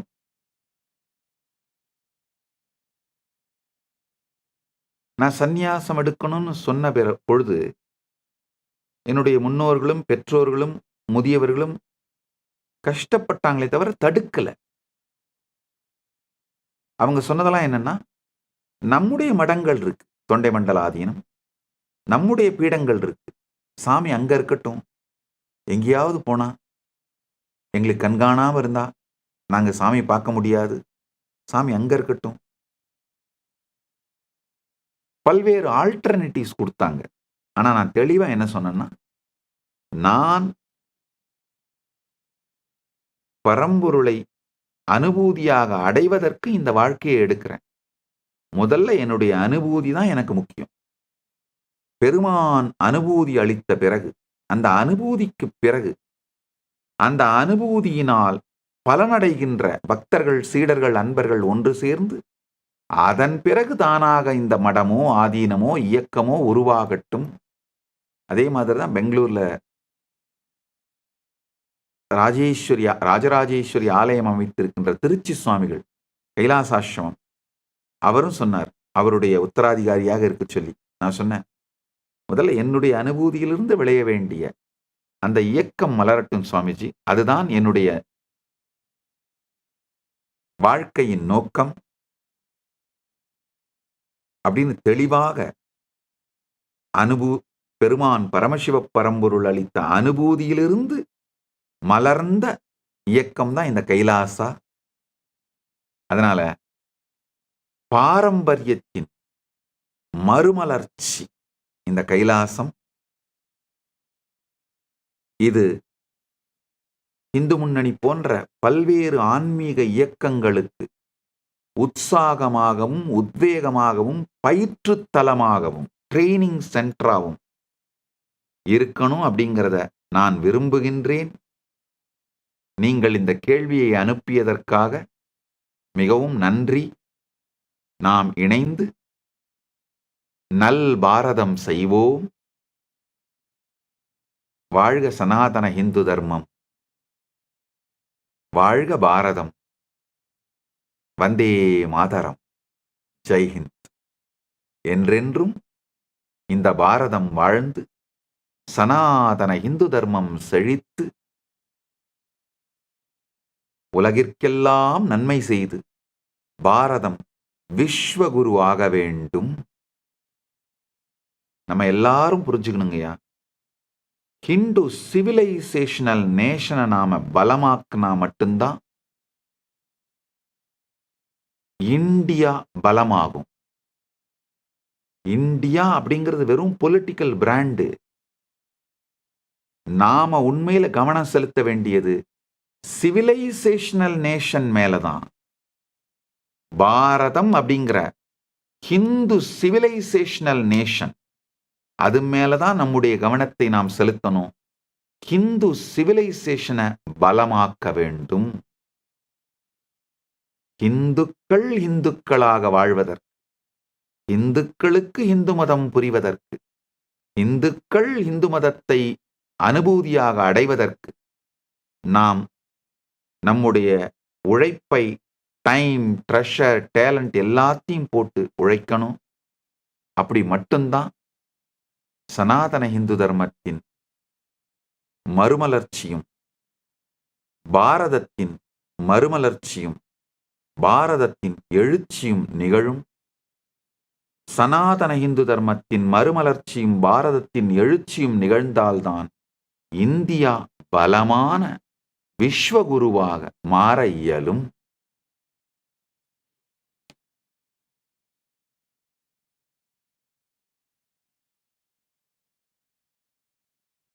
திரு கே. மகேஷ் அவர்களுக்கு நன்றி. உங்கள் கேள்விகளுக்கும் நன்றி. அடுத்ததாக அகில இந்திய அண்ணா திராவிட முன்னேற்றக் கழகத்தின் மூத்த தலைவரும் ஃபவுண்டிங் மெம்பருமான திரு பொன்னையன் அவர்கள் கேள்வி அனுப்பியிருக்காங்க. அவர் ஃபார்மர் ஆர்கனைசிங் செக்ரட்டரியாகவும் பப்ளிக் ரிலேஷன் இன்சார்ஜாகவும் அனைத்துலக எம்ஜிஆர் மன்றத்தோட செயலாளராகவும் இருந்திருக்காரு. அது மட்டுமல்லாமல் முன்னாள் அமைச்சருமாக இருந்தவர் திரு பொன்னையன் அவர்களை வணங்குகின்றேன். உங்களுடைய கேள்வி அருமையான கேள்வி. How can hunger be eradicated and how can people be enabled to earn money through positive means? உங்களுடைய இந்த கேள்வி மிகவும் ஆழமான, சமூக பொறுப்புடைய ஒரு அரசியல்வாதிகிட்ட இருந்து வர கேள்விங்கய்யா. முதல்ல உங்களை மரியாதையோடு வணங்குகின்றேன். அது மட்டும் இல்லாம உங்களை பலமுறை நேரில் சந்தித்ததையும் நினைவு கூறுகின்றேன் இனிமையோடு. இந்த கேள்வி how can hunger be eradicated? ஒரு மனிதன் வேலை செய்தால்தான் அவனுடைய பசியை தீர்த்து கொள்ள முடியும் என்கிற சூழ்நிலையில் வைத்திருந்தால்தான் அவன் வேலை செய்வான், இல்லையேல் சோம்பேறியாக மாறிவிடுவான் என்று அரசியலிலே முடிவெடுப்பவர்கள் வைத்திருக்கின்ற கருத்தை நாம் விட வேண்டும். உண்மையில பாத்தீங்கன்னா ஒரு கோடி பேரில் ஒரு 10 பேர் எடுக்கிற முடிவுகளைத்தான் அந்த கோடி பேரும் வாழறாங்க. உதாரணத்துக்கு தமிழ்நாட்டில் 8 கோடி பேர் இருக்காங்கன்னா இந்த 8 கோடி பேருடைய வாழ்க்கை சம்பந்தமான எல்லா பெரிய முடிவுகளையும் வெறும் 80 பேர் தான் எடுக்கிறாங்கய்யா. அதுக்கு மேல கிடையாது. 80ங்கிறதே கூட அதிகம். உண்மையில இன்னும் சுருக்கி பார்த்தா 8 பேர் தான் எடுக்கிறாங்க. 1 கோடிக்கு ஒருவர் தான் முடிவெடுக்கிற அந்த மாதிரி ஸ்ட்ரக்சர் தான் நம்முடைய பொலிட்டிக்கல் ஸ்ட்ரக்சருங்க. பிராக்டிக்கலா சொல்லணும்னா முடிவெடுப்பவர்கள் இப்போ இந்தியா முழுவதும் 140 கோடி பேர்னா மொத்தமா 140 பேர் தான் டெசிஷன் மேக்கர்ஸுங்க. மீதி எல்லாமே அதை எக்ஸிக்யூட் பண்றவங்க தான். இந்த டெசிஷன் மேக்கர்ஸ் மத்தியில ஒரு தவறான கொள்கை, ஒரு தவறான புரிதல் இருக்கு. மனிதனை அவன் வேலை செய்தா மட்டும்தான் பசி இல்லாம இருக்க முடியும்ன்ற நிலைமையிலேயே வச்சிருந்தாதான் அவன் வேலை செய்வான், இல்லைன்னா சோம்பேறி ஆயிடுவான், அவனை கட்டுப்படுத்த முடியாது அப்படிங்கிற தவறான புரிதல் நம்முடைய முடிவெடுப்பவர்கள் மத்தியிலிருந்து அழிய வேண்டும். ஒரு மனிதன் தன்னுடைய வாழ்க்கையின் மற்ற வளங்களுக்காக வேலை செய்ய வேண்டுமே தவிர, வேலை செய்தால் மற்ற வளங்கள் வரும், இல்லைன்னா மற்ற வளங்கள் இருக்காது அப்படிங்கிறதுக்காக வேலை செய்யணுமே தவிர அடிப்படை உணவுக்காக வேலை செய்யக்கூடாது. இந்த முடிவெடுக்கின்ற அரசியல்வாதிகள் மத்தியில் வந்துவிட்டாலே ஹங்கர் மறைஞ்சிருங்க.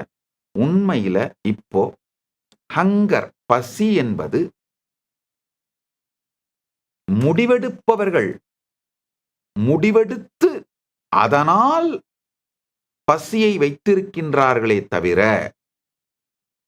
பசி ஒரு பொருளாதார ரீதியான கட்டாயம் இல்லை. பொருளாதார ரீதியா இந்தியா மட்டும் இல்ல, உண்மையில உலக அளவுலயேங்க, உலகமே, மனித இனமே பொருளாதார ரீதியாக பசி இல்லாத நிலையை அடைவதற்கு தேவையான அளவு செல்வ வளத்தை பெற்றுவிட்டது. நம்முடைய உணவு உற்பத்தி திறன், உணவு உற்பத்திக்காக இருக்கிற டெக்னாலஜி, இது எல்லாத்தையும் பார்த்தோம்னாங்கய்யா, பசியே ஒரு செயற்கையாக உருவாக்கப்படுகின்ற ஏழ்மை திட்டம். ஏன்னா பல நாடுகள்ல உணவுப் பொருட்களின் விலையை மெயின்டைன் பண்ணணுன்றதுக்காக விளைந்த உணவுப் பொருட்களை கூட கடலில் கொட்டி அழிக்கின்றார்கள். மார்க்கெட்டையும் விலையையும் நாம மெயின்டைன் பண்ணணுன்றதுக்காக விளைவிக்கப்பட்ட பொருட்கள் கடலிலே கொட்டப்படுகின்றது.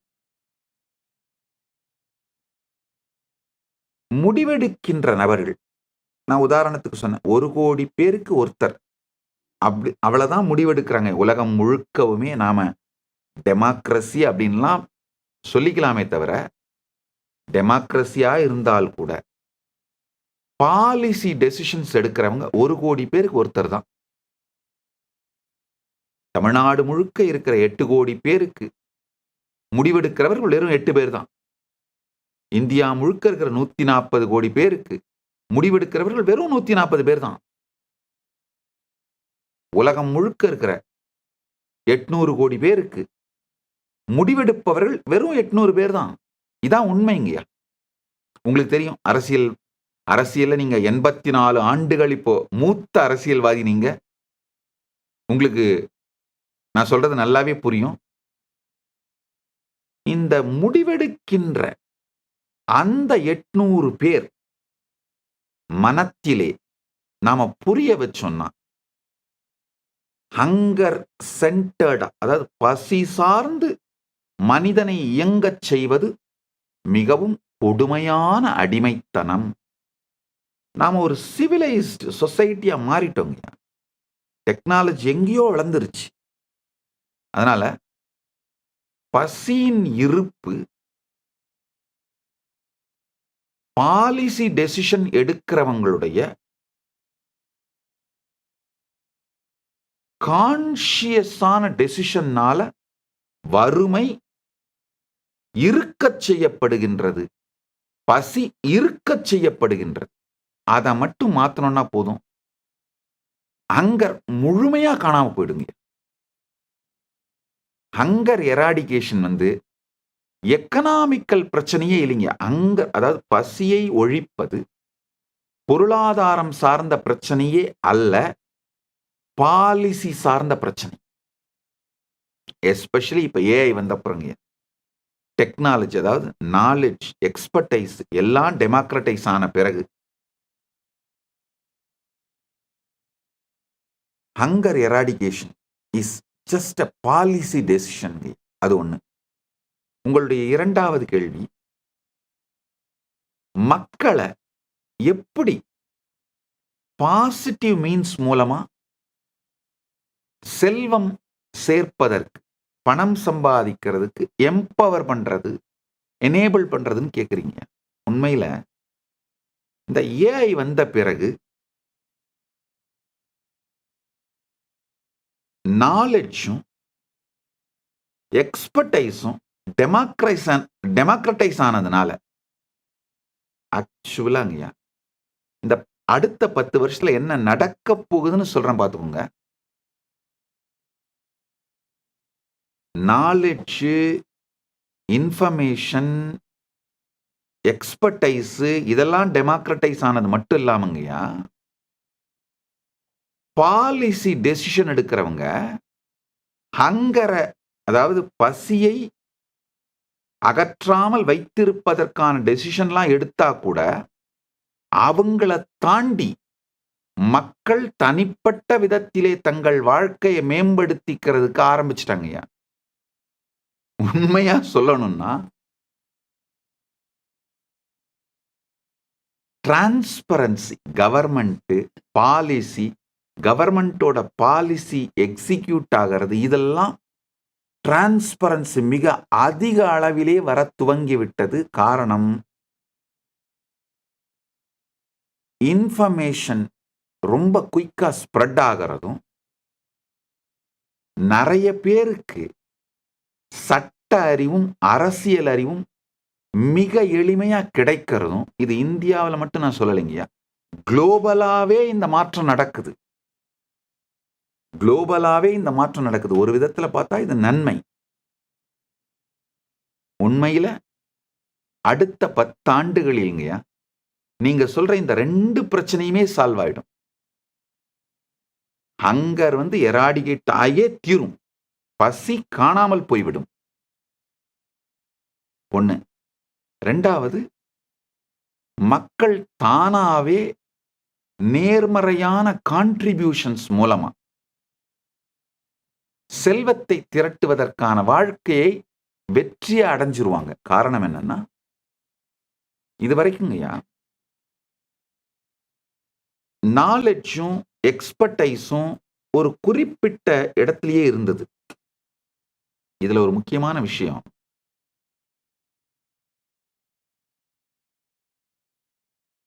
இந்த நாலேஜும் எக்ஸ்பர்டைஸும் காமன் மேனுக்கு ரொம்ப ஃப்ரீயா அவைலபிளா மாத்திர இன்ஃப்ராஸ்ட்ரக்சர் கட்டுறதே பெரிய வேலையா இருந்ததுங்கய்யா. பெரும் பல கல்லூரிகள், பயிற்சி நிறுவனங்கள்,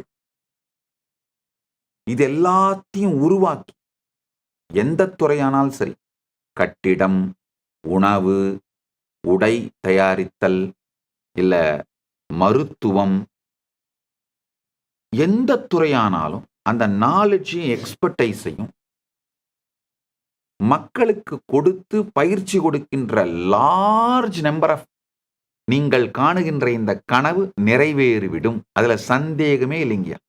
பசி இல்லாமல் போகும். மக்கள் நேர்மறையாக செயல்களை செய்து செல்வத்தை திரட்டி வாழத் துவங்குவார்கள். இன்னொரு முக்கியமான விஷயங்க, ரியலான டெமோக்ரசி உலகம் முழுக்க மலர்ந்துருங்க. இப்ப நான் சொல்றேன் இல்லையா, இதுவரைக்கும் கோடி பேருக்கு ஒருவர் தான் டெசிஷன் எடுக்கிறவரா இருக்காங்க அப்படின்னு. அந்த நிலை மாறி போய் டெமோக்ரசி, ரியலான டெமோக்ரசி இந்த ஏஐயால எஸ்டாப்ளிஷ் பண்ணப்பட்டுருங்க. ஒரு 25 விஷயங்கள் இந்த அடுத்த 10 ஆண்டுகளில் நிகழும் என்னால தெளிவா சொல்ல முடியுங்கயா.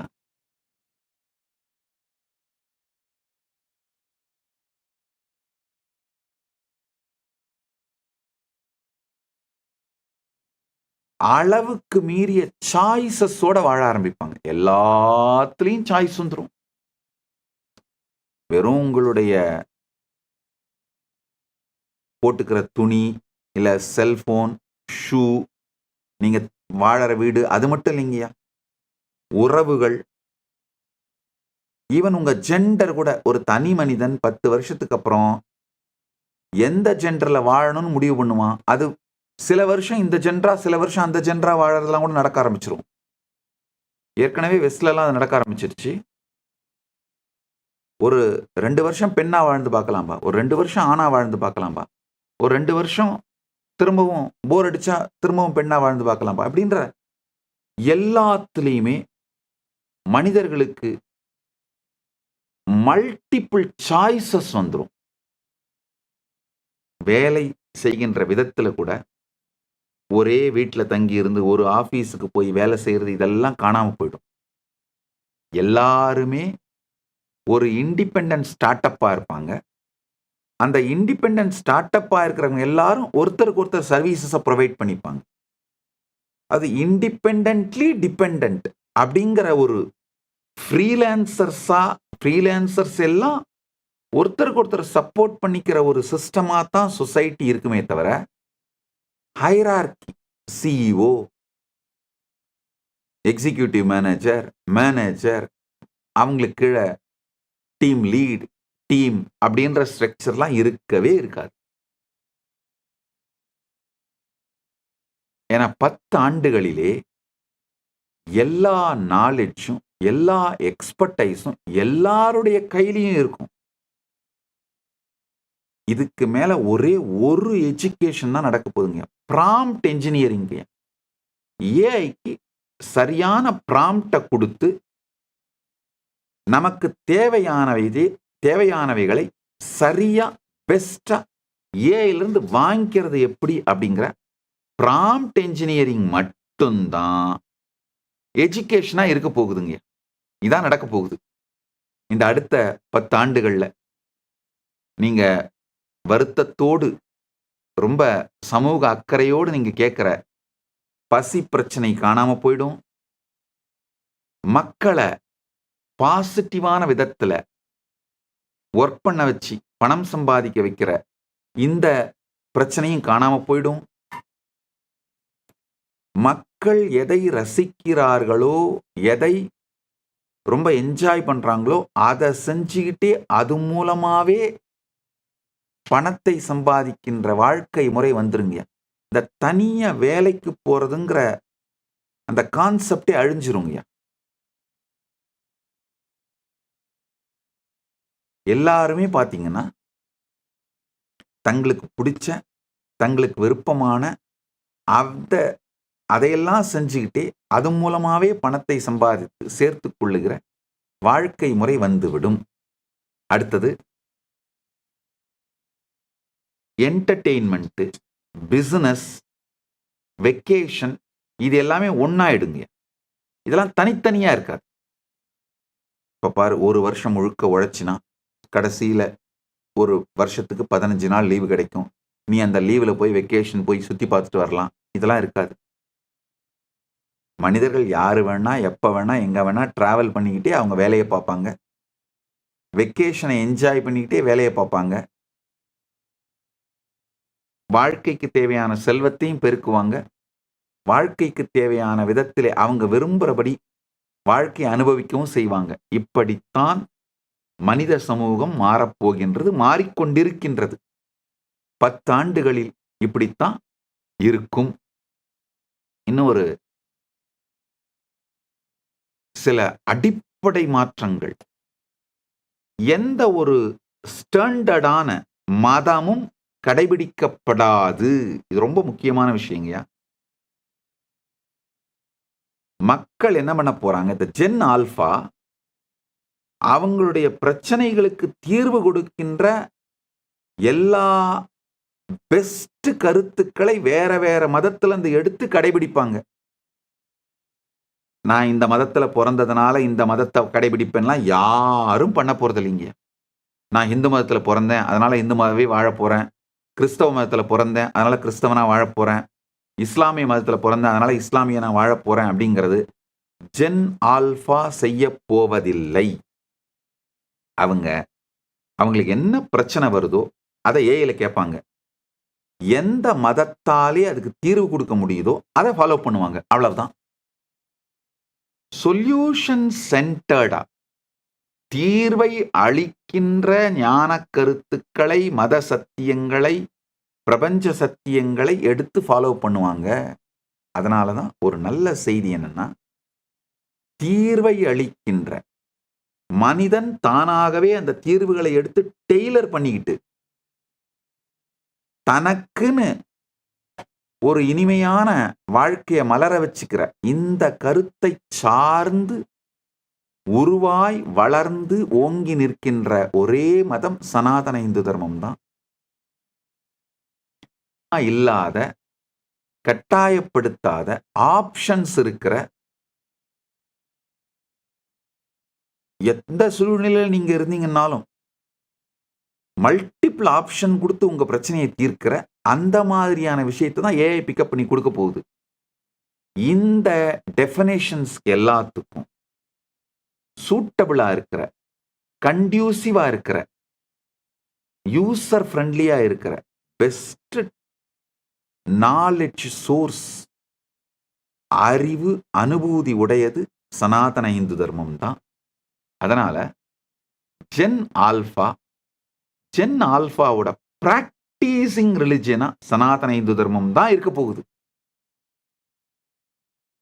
மற்றபடி இந்த பழங்கதைகள், நிரூபிக்கப்பட இயலாதவை, அறிவுக்கு நேரடியாக ஏற்றுக்கொள்ள இயலாதவை, அறிவியலால் நிரூபிக்கப்பட இயலாதவை, இதெல்லாம் எதுவுமே நிக்காதுங்க.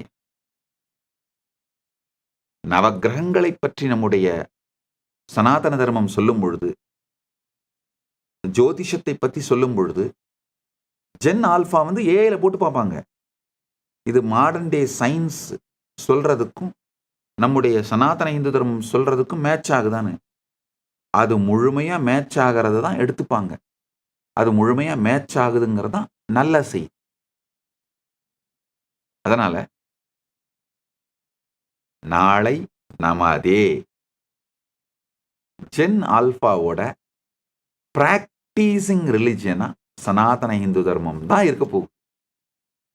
ஏன்னா டெமோக்ராட்டிக் செட்டப்ல உருவான, வளர்ந்த, உயிரோடு இருக்கின்ற, பரவுகின்ற ஒரே மதம் சனாதன இந்து தர்மம் தாங்க.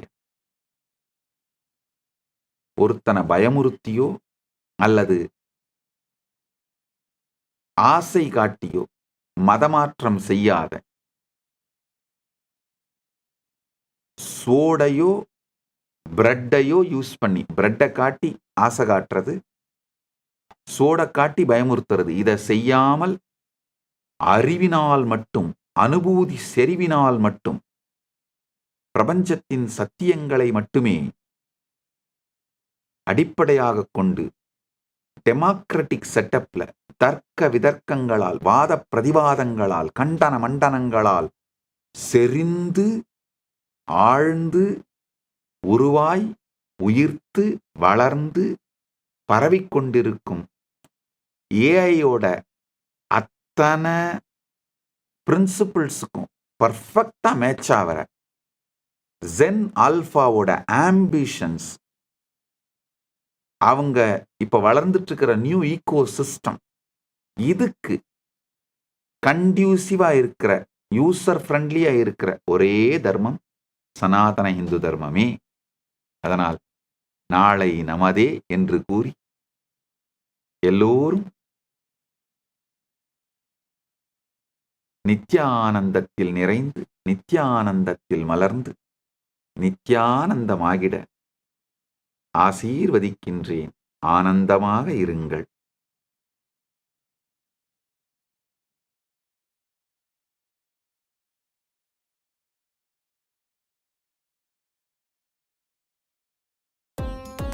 Nityanandam, thank you for watching, and if you found the video enlightening, please give it a like, share it with your loved ones, and subscribe to stay connected with us. don't forget to click the bell icon to receive the notifications.